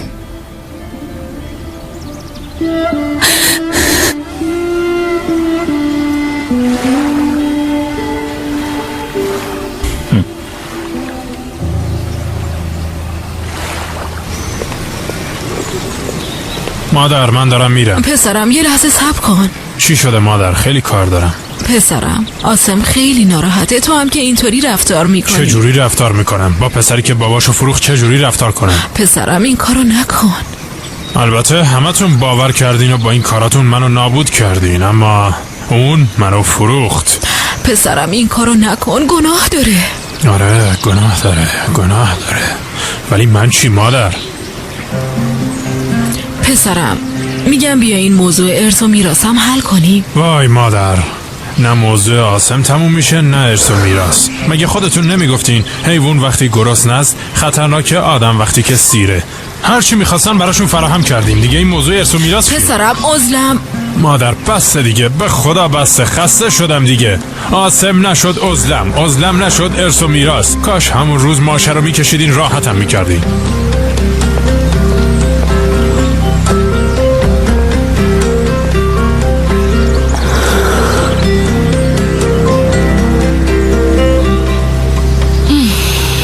دخترم، حالا که مایا داره میره کلاس کنکور، بهتر آدم باهاش بره. سال دیگه هر دوشون با هم قبول میشن و میرن دانشگاه. تو که نمیخوای مایا رو تک و تنها بفرستی دانشگاه. تا اون موقع هم خدا بزرگه. مجبوریم دیگه، باید به اینجور زندگی کردن عادت کنیم. حق با شماست قدریه خانم. البته حق با هم است غیر از من. دخترم با هم حرف میزنی؟ اینجا که همیشه حرف آخر رو کندال میزنه، چه حرفی بزنی؟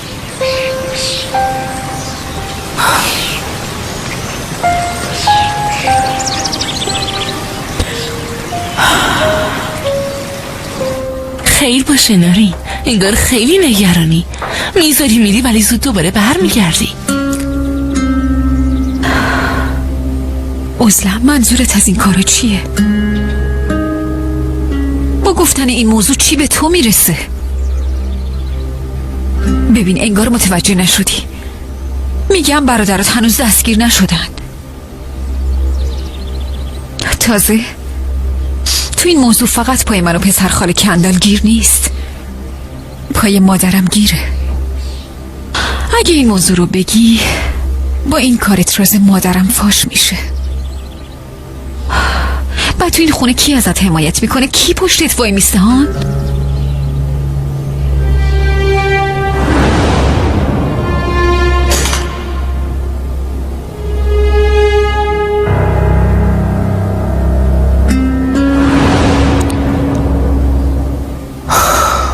نارین، میخوام یکم بخوابم.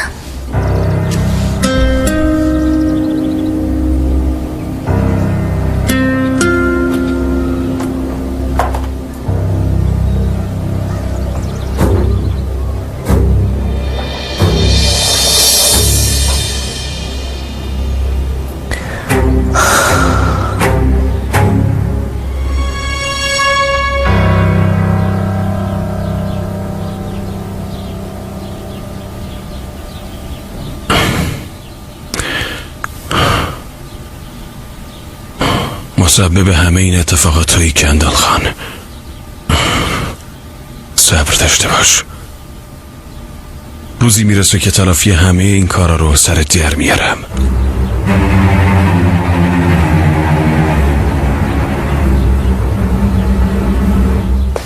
دخترم، حال عزلم خوبه؟ خوبه مادر، خوبه. از اونی که فکر میکردی من بهتره. خیلی خوب، خدا رو شکر. الان خوابه دخترم؟ گفت میخوام بخوابم.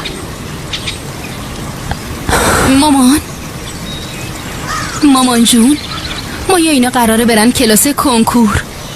شنیدم برای امتحانات متفرقه دبیرستانم کلاس هست. مامان، منم با اونا برم؟ برو دخترم، برو. دیر شده ولی میتونیم جبرانش کنیم. بازم نوبت به ما نرسید. تو چیزی گفتی امینه؟ نه مادر، یه سر به آسم میزنم. باشه دخترم، برو بهش سر بزن.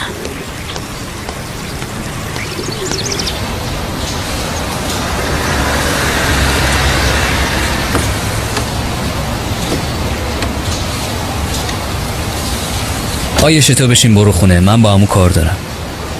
نه من پیاده میرم. ماشین که هست، با ماشین برو. نه باران، خیلی ممنون.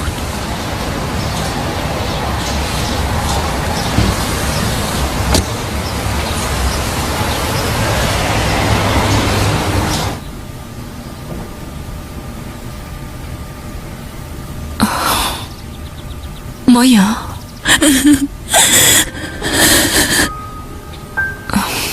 چی شده؟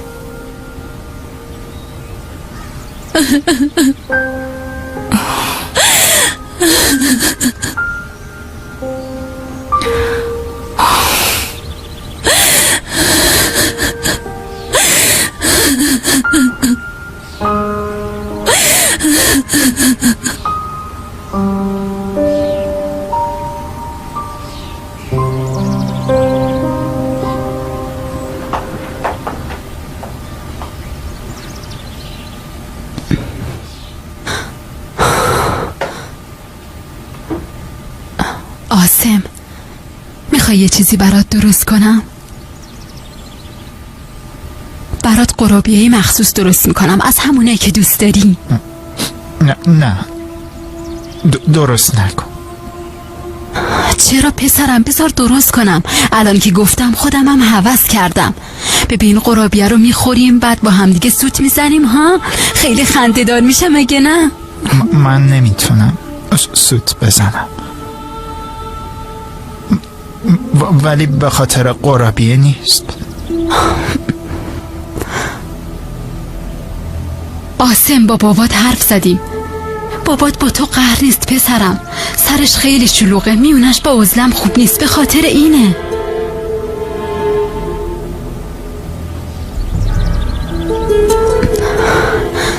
آسم، میدونی ملک تو آشپزخونه موش دیده. میگه اندازه گربه بود. مگه موش هم اندازه گربه میشه؟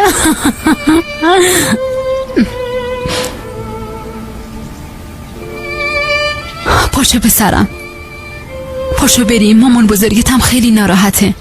میگه آسم چرا خودشو تو اتاق حبس کرده. این کار زشته پسرم. پاشو بریم.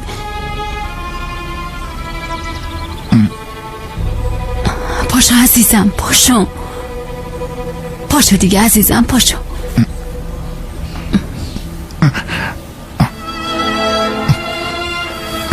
مامان بگو پسرم.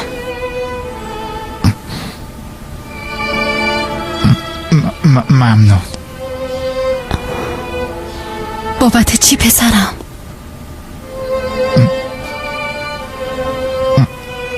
به خاطر اینکه دروغ گفتی.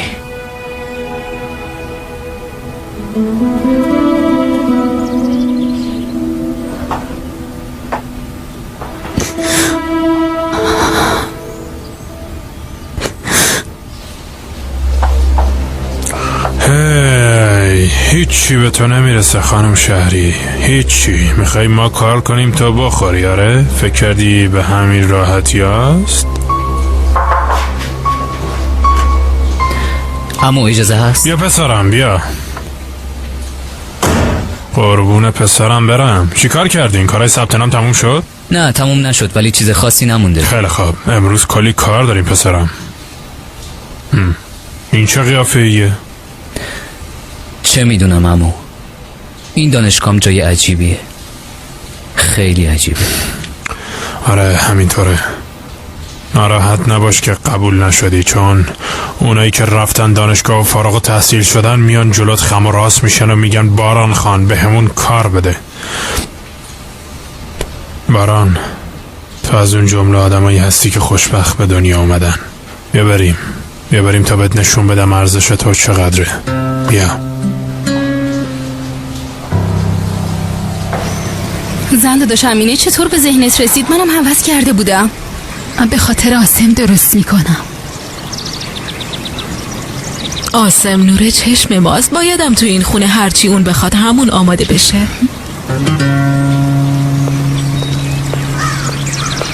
رضا ببینم آوردی پسرم؟ آره آوردم، اینو گرفتم. اول پنیر رو میذارین اینجا، موش میاد میگیرتش، بعد اینطوری گیر میفته.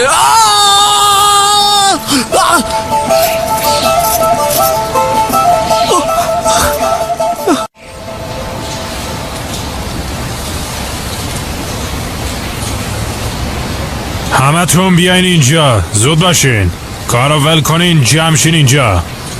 یالا یالا.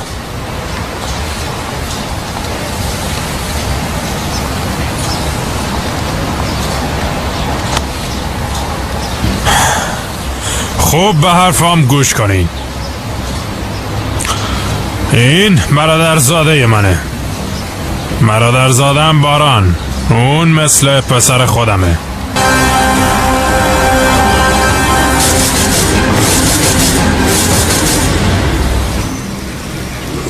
دخترم از صبح تا حالا از اتاقت نیومدی بیرون؟ مشکلی که پیش نیومده؟ نه مادر جون، یکم درد داشتم، نخواستم باعث ناراحتیتون بشم. دخترم این چه حرفیه که میزنی؟ سلام آیشه. چه عجب بالاخره تو این خونه یه نفر لبخند زد. همش به لطف شماست مادر. خواهر اگه میدیدی اصلا فکرشم نمی کردم. کارای ثبت نام انجام دادین؟ یکمش موند، کتابارم بعدن میگیری. خانم معلم امروز درس میخونی؟ آره میخونی.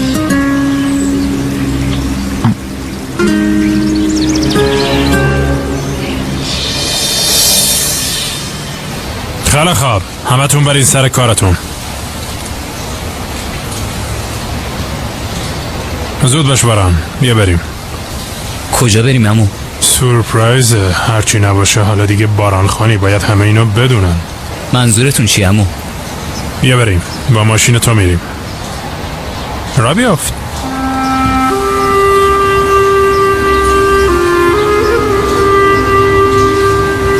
ببین پسرم، یه سری چیزا هست که باید کم کم یاد بگیری. الان برات زوده، بعضیاشو بهت میگم، بعضیاش بمونه برای بعد، باشه؟ فردا کارای گواهینامه‌تو انجام بده. برو توی آموزشگاه رانندگی ثبت نام کن. باشه عمو جان، میرم. باران خان، اجازه میدین من ماشینتون رو برونم؟ عمو دست برداریم. بریم.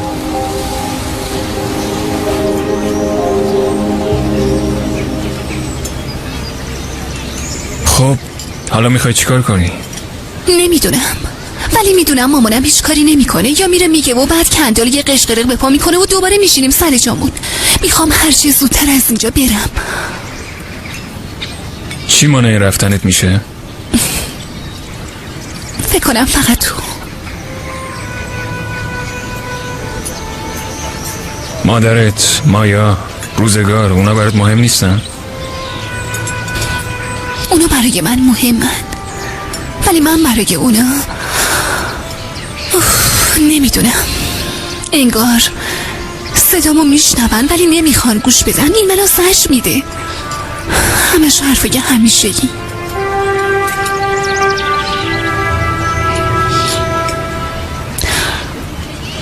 تو حالت خوبه؟ به نظر میاد تو خودتی. چی شده؟ نه چیزی نیست.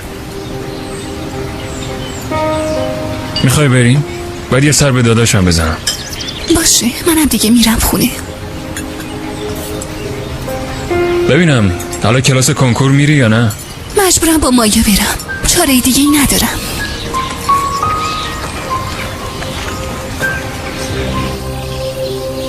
داداش من چی کار کنم؟ خب منظورم عزلمه. اون نمیتونه جلوی دهنش رو بگیره داداش، باید یه کاری بکنم. هیچ کاری نمیشه کرد نارین. یعنی چی که هیچ کاری نمیشه کرد؟ اصلا نمیفهمم چرا همتون منو تنها میذارین و بهم کمک نمیکنین. انگار نه میبینین نه میشنوین. یعنی براتون مهم نیستم حال؟ این چه حرفیه که میزنی خواهر؟ هم میبینم هم میشنوم، ولی خب ولی چی؟ ببین داداش، برای اینکه این روز برملا نشه ممکنه دست به کاری بزنم که حتی فکرشم نمیکنین. خواهر معلومه که چی داری میگی. حالا که شما منو تنها میذارین منم مجبورم خودم یه فکری به حال خودم بکنم. نارین صبر کن، کجا میری؟ بس محمود، برای این جوون یک کت شلوار بدوز که هر کی چشمش افتاد دهنش باز بمونه. این پسرمه، عزیزتر از جونمه. کی کت و شلوارش حاضر میشه؟ 4 روز دیگه. خیلی خوب، پس امشب بفرستش خونه. امشب؟ ولی آقا کندال. بس محمود، این کت و شلوار باید تو امشب آماده بشه، فهمیدی؟ هر کاری داری فعلا بذار کنار. شاگرد ماگردات هم جمع کن که کمکت کنن. کت و شلوار پسرم باید تو امشب آماده بشه. یه نفر رو میفرستم تحویل بگیره. ولی شما دارین منو تحت فشار میذارین آقا کندال.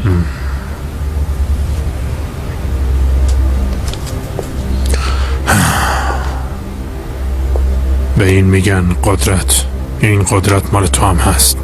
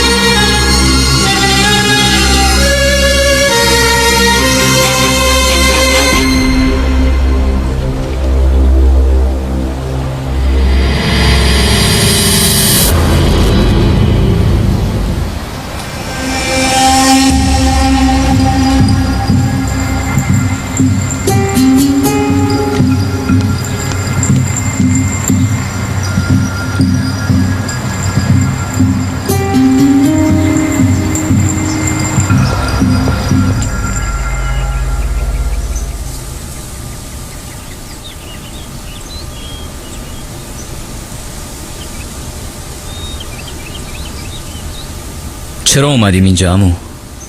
چرا اومدیم اینجا؟ خوب نگاه کن. تا جایی که چشم کار میکنه همش مال توه.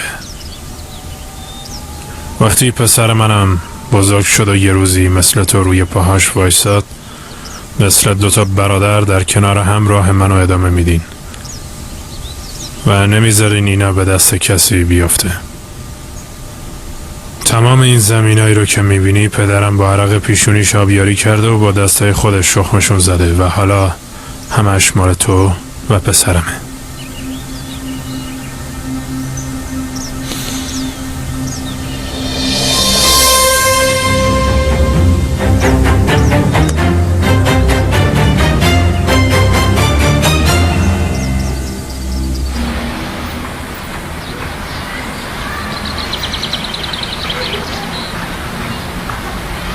دنیز؟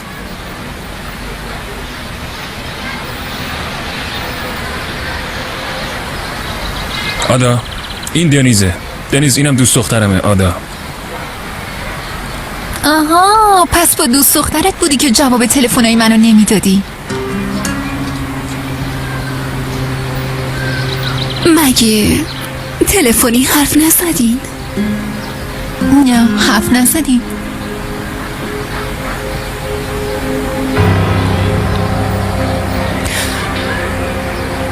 سردار تو با کی حرف میزدی؟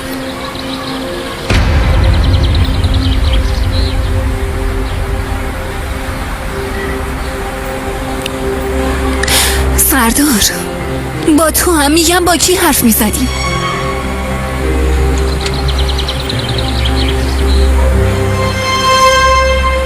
خیلی خوب الان معلوم میشه.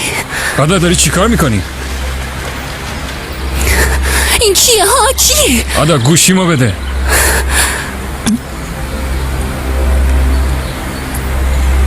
کوچولو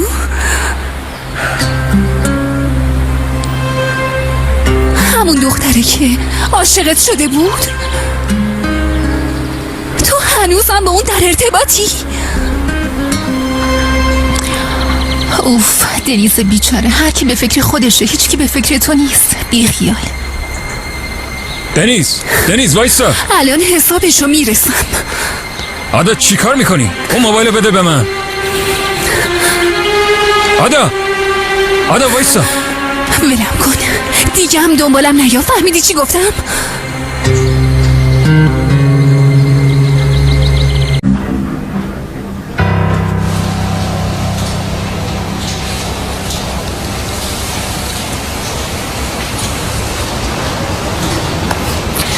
بفرمایید زنده داشت. ابرو خیر باشه. کندال هست رضا؟ آقا بابا رفتن بیرون. چرا جواب تلفنمو نمیده؟ حتما کار داره زنده داشت. چیزی شده؟ اگه کاری داریم به من بگیم. نه باید خودش رو ببینم. ممنون.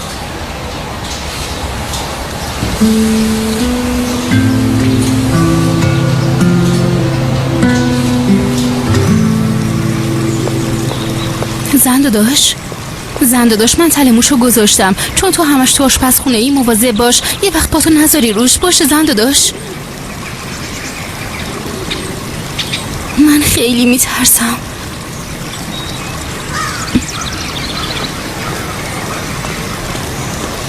آدا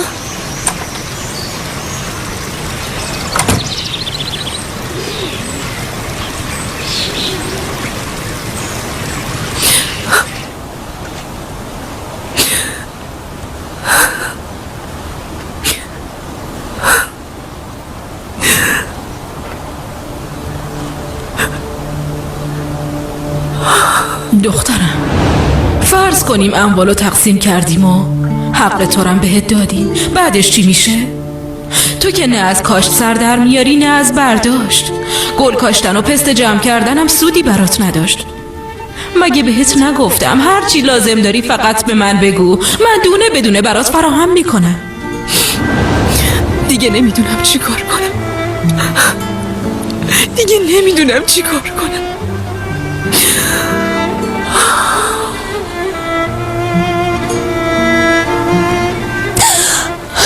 خدایا حالا چی کار کنم؟ دارم دیوونه میشم. مایا باورت میشه اون دختره هنوزم دنبال سرداره. آدا تو رو خدا گریه نکن. تلفنی با هم حرف میزنن. من فقط به سردار اطمینان داشتم. من به سردار اعتماد کردم. حالا چیکار کنم؟ به کی اعتماد کنم؟ اونم بهم دروغ گفت. شاید میخواسته هر دومونو داشته باشه. خدایا دارم دیوونه میشم. اگه اونا با هم رابطه داشته باشن من چیکار کنم؟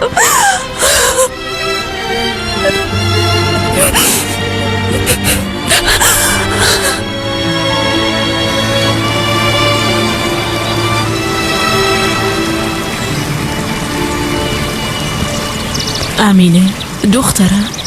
بله مادر. چی شده عزیزم؟ اگه به خاطر آسمه خب من با کندال حرف میزنم. بذار یه مدت بگذره. تو که کندالو خوب میشناسی. آره میشناسمش.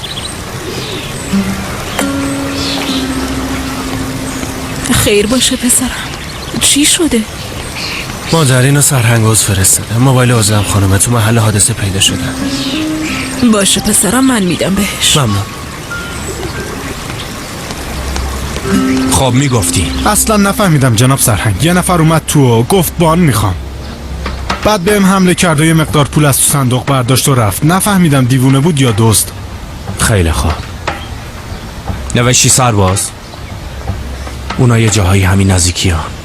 همه جا رو بگردین. باید حتما پیداشون کنی. اطاعت میشه جناب سرهنگ. پیداش میکنی. ممنون جناب سرهنگ.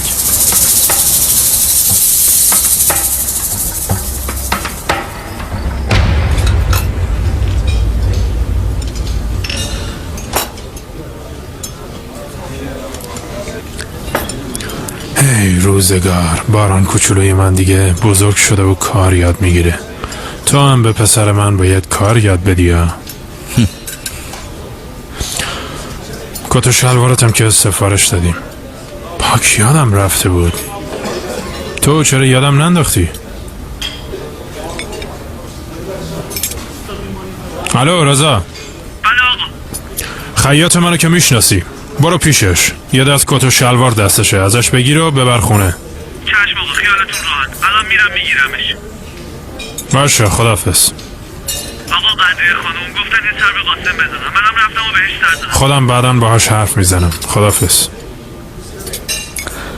چی شده عمو؟ چیزی نشده. نمیخوام خوشیمون خراب بشه. هر چیزی یه وقتی داره. هر چیزی و هر کسی.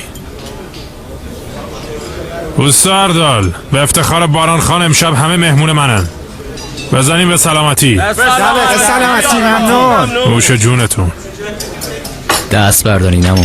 چی و دست بردارم؟ پسرم مثل شیر پشتم وایستاده. حق ندارم خوشحال باشم ها؟ به سلامتی.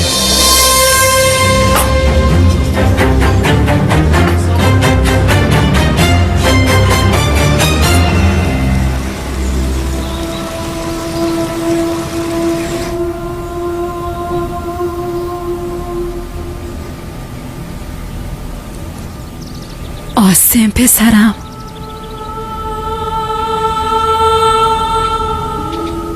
آسم پاشو برو اتاق باران فیلم ببین. یادت باران گفت یه فیلم خیلی قشنگ گرفته ها؟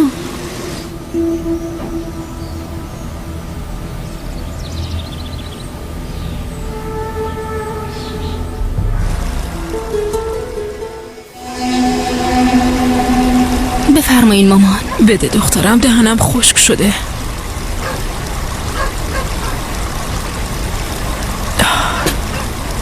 نارین کجاست؟ تو اتاقشه مامان. مامان زنداداش نارین رفتارش یه جوری شده. لابد الان میگین بقیه هم دست کمی از اون ندارن. خوبه که خودتم میدونی. مامان آخر عاقبتمون چی میشه؟ هممون افتادیم به جون هم. زن داداش نارین از یه طرف، زن داداش ابرو از یه طرف دیگه، داداشم که حتی تو صورت آسم نگام نمیکنه. نمیدونم دخترم، نمیدونم. کاش میدونستم. این چیه رضا؟ الان خیاطی بودم. خیاط گفت این مال پسر آقا کنداله. حتما آقا برای آسم سفارش داده.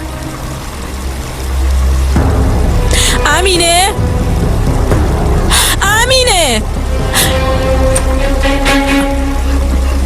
ببین کندال برای آسم چی گرفته. دیدی؟ بهت گفتم دخترم. جدی میگین؟ مطمئنین مادر؟ آره مطمئنم زن داداش. خیاط گفت این مال پسر آقا کنداله. آقا که غیر از آسم پسر دیگه ای نداره. یعنی داره ولی الان نمیتونه اینو بپوشه.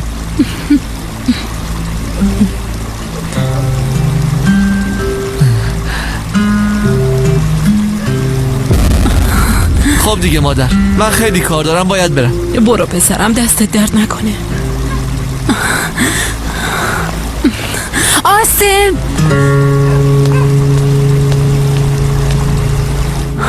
آسم پسرم، ببین بابات برات چی گرفته.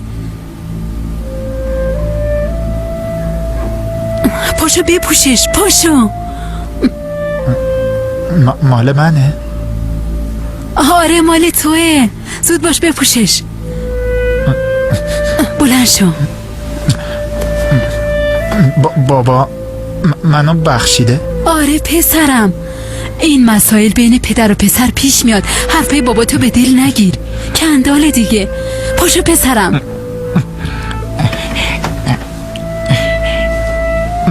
بابا منو بخشیده.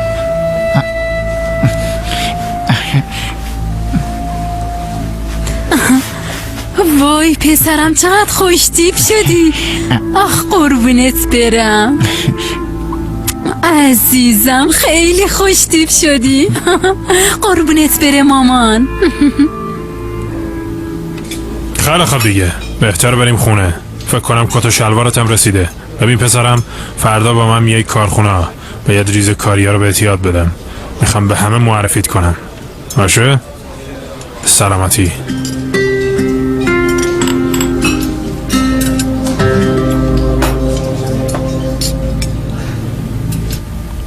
الو قاسم. بله. چطوری؟ حالت خوبه؟ آره خوبم، یکم بهترم. رضا اومد یه کمی خوراکی برام آورد. تو چطوری؟ من بهترم، بهتر میشم، نگران نباش. تو خونه همه چی رو به راهه؟ آره رو به راهه. ناسلامتی یکی مثل قدری خانم پشتمه. خیلی خوب، فعلا خداحافظ.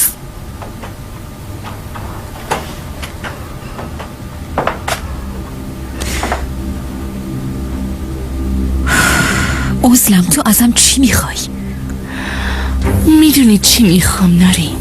آرامش. ببین عزلم،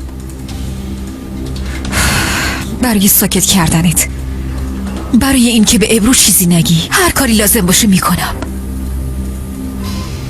تو هیچ کاری نمیتونی بکنی. نارین خانم، فکر نمی کردم یه روزی جلوم وایسی یا منو تهدید کنی.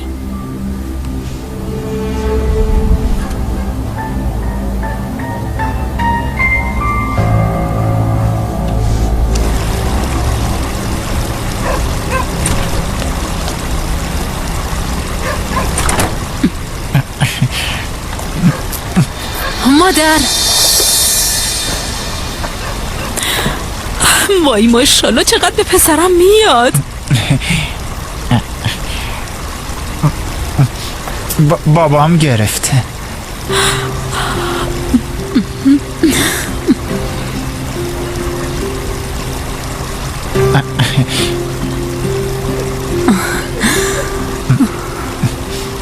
آسم کجا میری؟ درش میارم چروک نشه.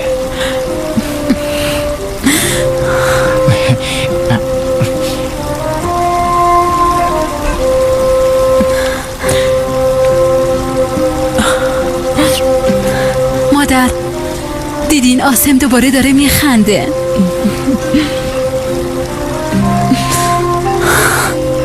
وای خواهر، تو خوابم همچین جایی رو نمیدیدم. دانشگاه محوطه خیلی بزرگ داشت. دانشجوها تو محوطه دور هم نشسته بودن و گیتار میزدن، مثل تو سریال تلویزیون. خواهر خوشحالم که کنارم هستی. اگه تو نبودی چطور میتونستم به اینجا برسم؟ تو همه زندگی می عزیزم.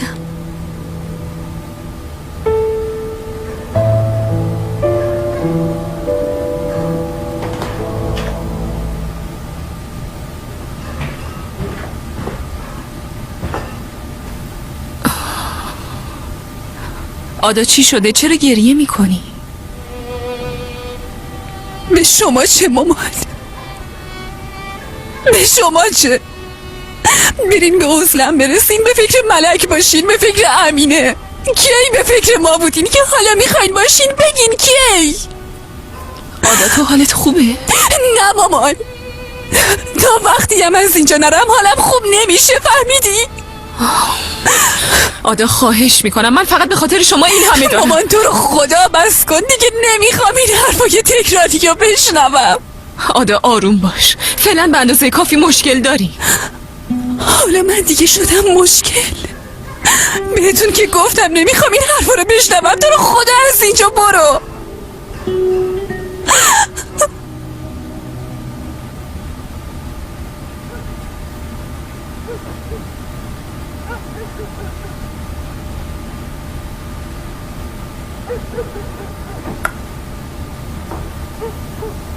دخترم،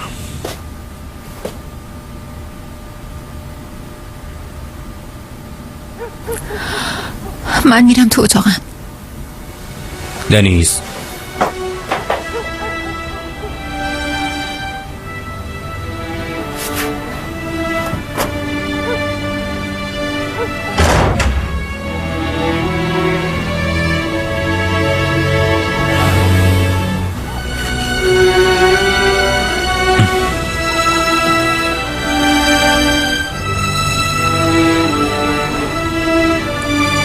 میخواین به فکر ما باشین مامان؟ به خاطر مشکلات آدمایی که تا دیروز نمیشناختین هر کاری میکنین، پس ما چی؟ هیچ میدونی که بابا خیلی بیشتر از تو ما رو دوست داشت.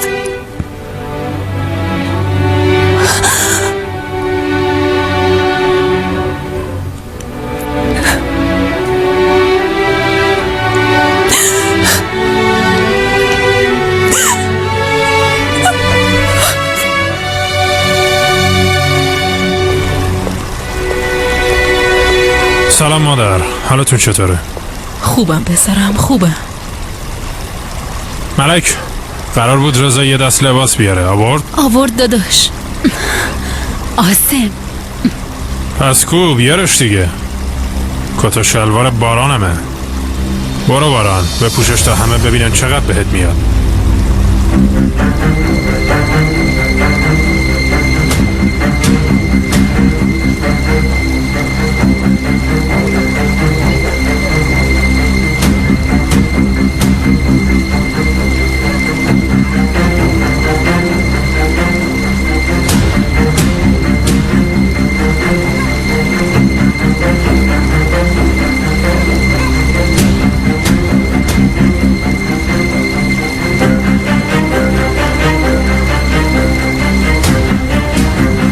کندال تو چی داری میگی؟ مگه چی گفتم مادر؟ تو اون کت و شلوار رو برای آسم نگرفته بودی؟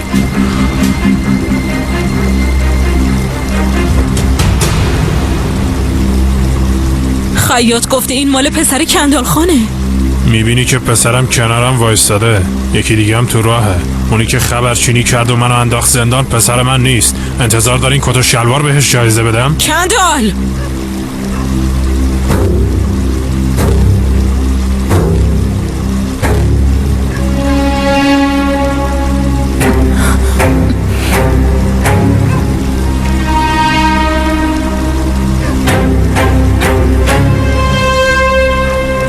کاری با خبرچینا آدم فروش ندارم.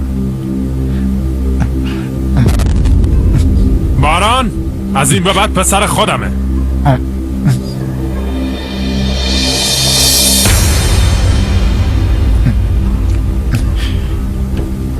آسم پسرم برای تو هم میخره عزیزم. میدمش به پسر بابا. آسم آدم من از این خراب شده میرم. من فقط به سردار اعتماد داشتم، فقط به خاطر اون اینجا موندم، ولی دیگه نه. اگه مامان نمیتونه از اینجا بره مشکل خودشه. خیلی خوب آدا یکم آروم باش. نمیتونم آروم باشم مایا، میفهمی؟ به هیچ کس اعتماد نکن، حتی به عشقت، حتی به مادرت. به هیچ کس اعتماد نکن، به هیچ کس.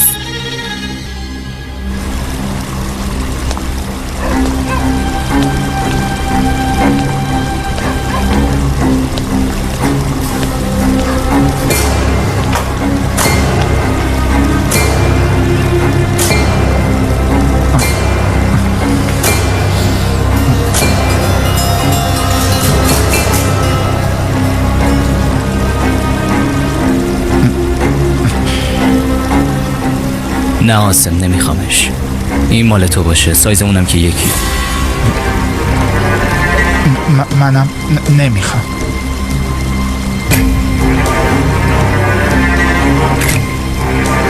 به سلامتی بپوشش، خیلی قشنگه.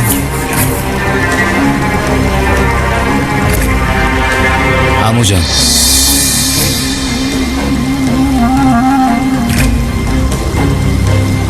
این باشه مال آسم. اگه تو میخوای بهش هدیه بدی حرفی نیست، ولی من کاری با خبرچینا و آدم فروشان ندارم.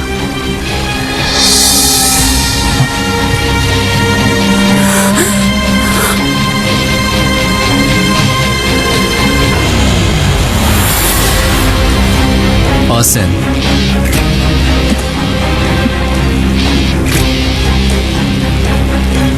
زنمو اینو بگیری. تو چی کار کردی کندال؟ اونو داغون کردی. اونم با خبرچینیش منو داغون کرد مادر.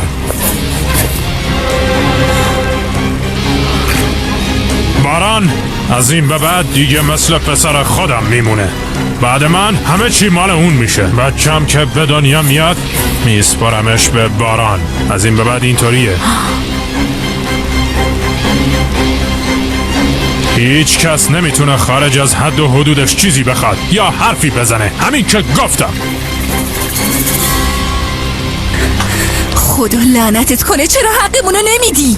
از این به بعد دیگه همه چی مال بارانه. هر چی میخوای به اون بگو. اگه میتونی حقتو از اون بگیر.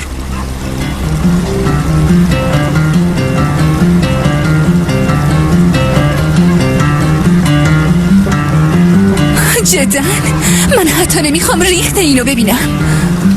نه که من خیلی میخوام.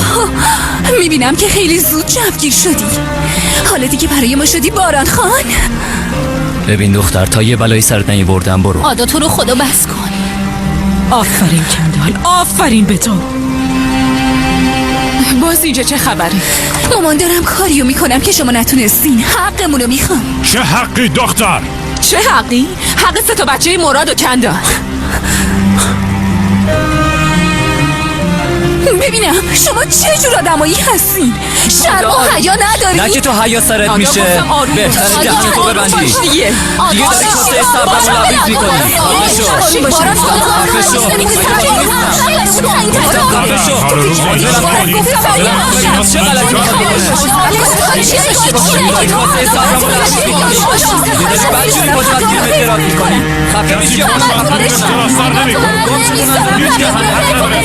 فهمیدین؟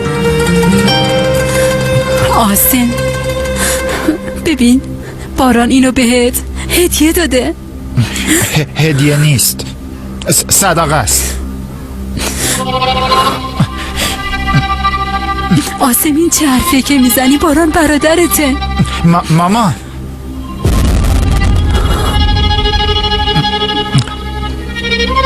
برو.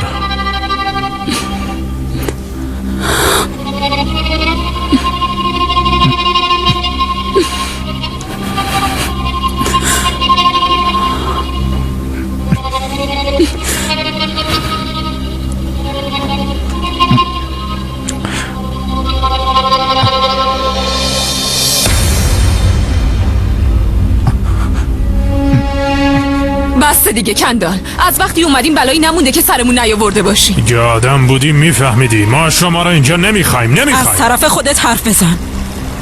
اونا عروس و نوه های منن. نوه‌تونیم؟ پس حق ما رو بهمون بدین قدریه خانم. آروم باش، قدریه خانم مقصر نیست. مامان وقتی میگم شبیه اونا شدی ناراحت میشی. اصلا میفهمی چی داری میگی؟ بی ادب. ادبو باید از تو یاد بگیرم. با مادرم درست حرف بزن. تو یکی بشین سر جات. خفه شو ببینم. بس کن دیگه آدا. باران تو هم آروم باش. اینا باز چشون شده خواهر؟ تو دخالت نکن آیشه، ولشون کن. من خیلی نگرانم، میرم ببینم. آیشه بشین، گفتم که دخالت نکن. خواهر من نگرانه، بارانم، میرم ببینم. آیشه کجا داری میری؟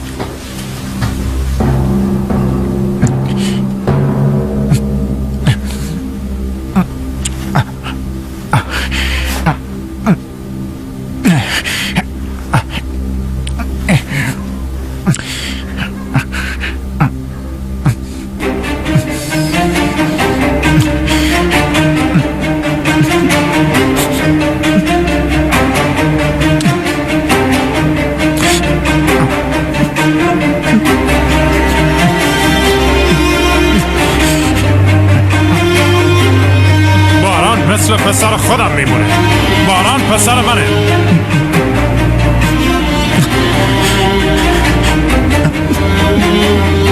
بعد من دیگه همه چی مال بارانه. هرچی میخواین از اون بخواین. باران جای پسر منه. باران پسر منه. همه تون اینو بدونین.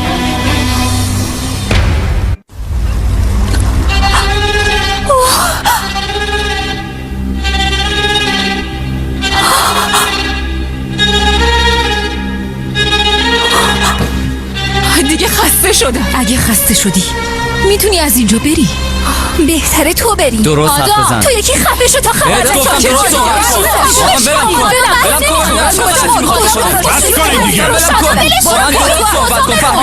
صحبت کن. دختر یحمق میزنم دمیات بریزه تو حلقتون. برو گورتو گم کن. دختر یحمق میخوای چه غلطی میخوای بکنی؟ برو گم شو. ساکت شو. اتام گفتم ساکت شو. برو گم شو وگر. آره بیافتیم به جون هم. این تازه اولش. آروم باش. خیلی برو گم شو. برو وگرنه یه بلایی سرت میارم. دختره بیشور. برو گورتو گم کن. دختره یحمق میزنم دمیات بریزه تو حلقتون. برو گورتو گم کن. یه بی حیا. غلطی میخوای بکنی. برو گم شو. ساکت شو. اتام گفتم ساکت شو. گم شو آروم باش. ولم کن. ماشین دیگه. آه ولم کن.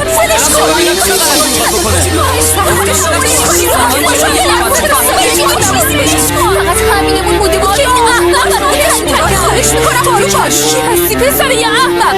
نمیخوام آروم باشم.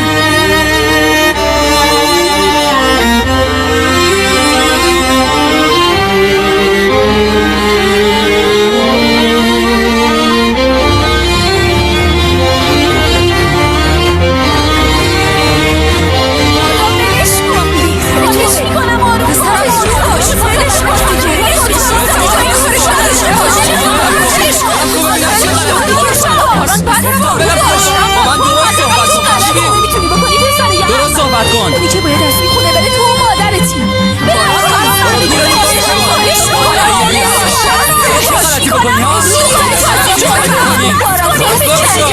ساکت شو.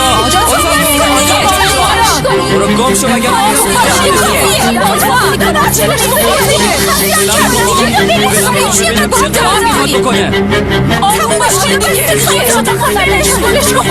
موزت خفه شو دختر یحمق. از چه غلطی میخوای کنی ها؟ گم شو. برو وگرنه یه بلایی سرت میارم ها. دختر یه بیشور. برو گورتو گم کن. دیگه خودش کنم بازمونش کنیم. آروم باشین دیگه. آرومش کن. خواهش میکنم.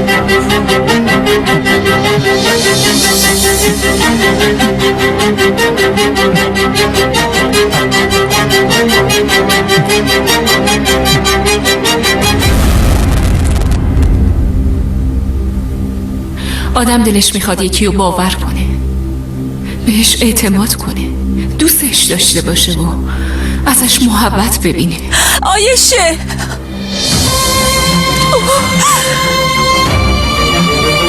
مادر،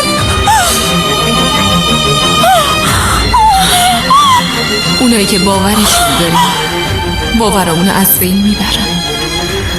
عزیزامون ترکمون میکنه در حالی که میخوایم حداقل یه نفر برامون ارزش قائل بشه، چون برای ادامه زندگی بهش احتیاج داریم.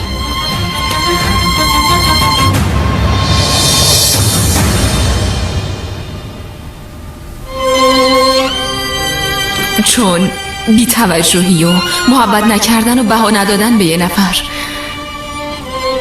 میتونه اونو از بین ببره.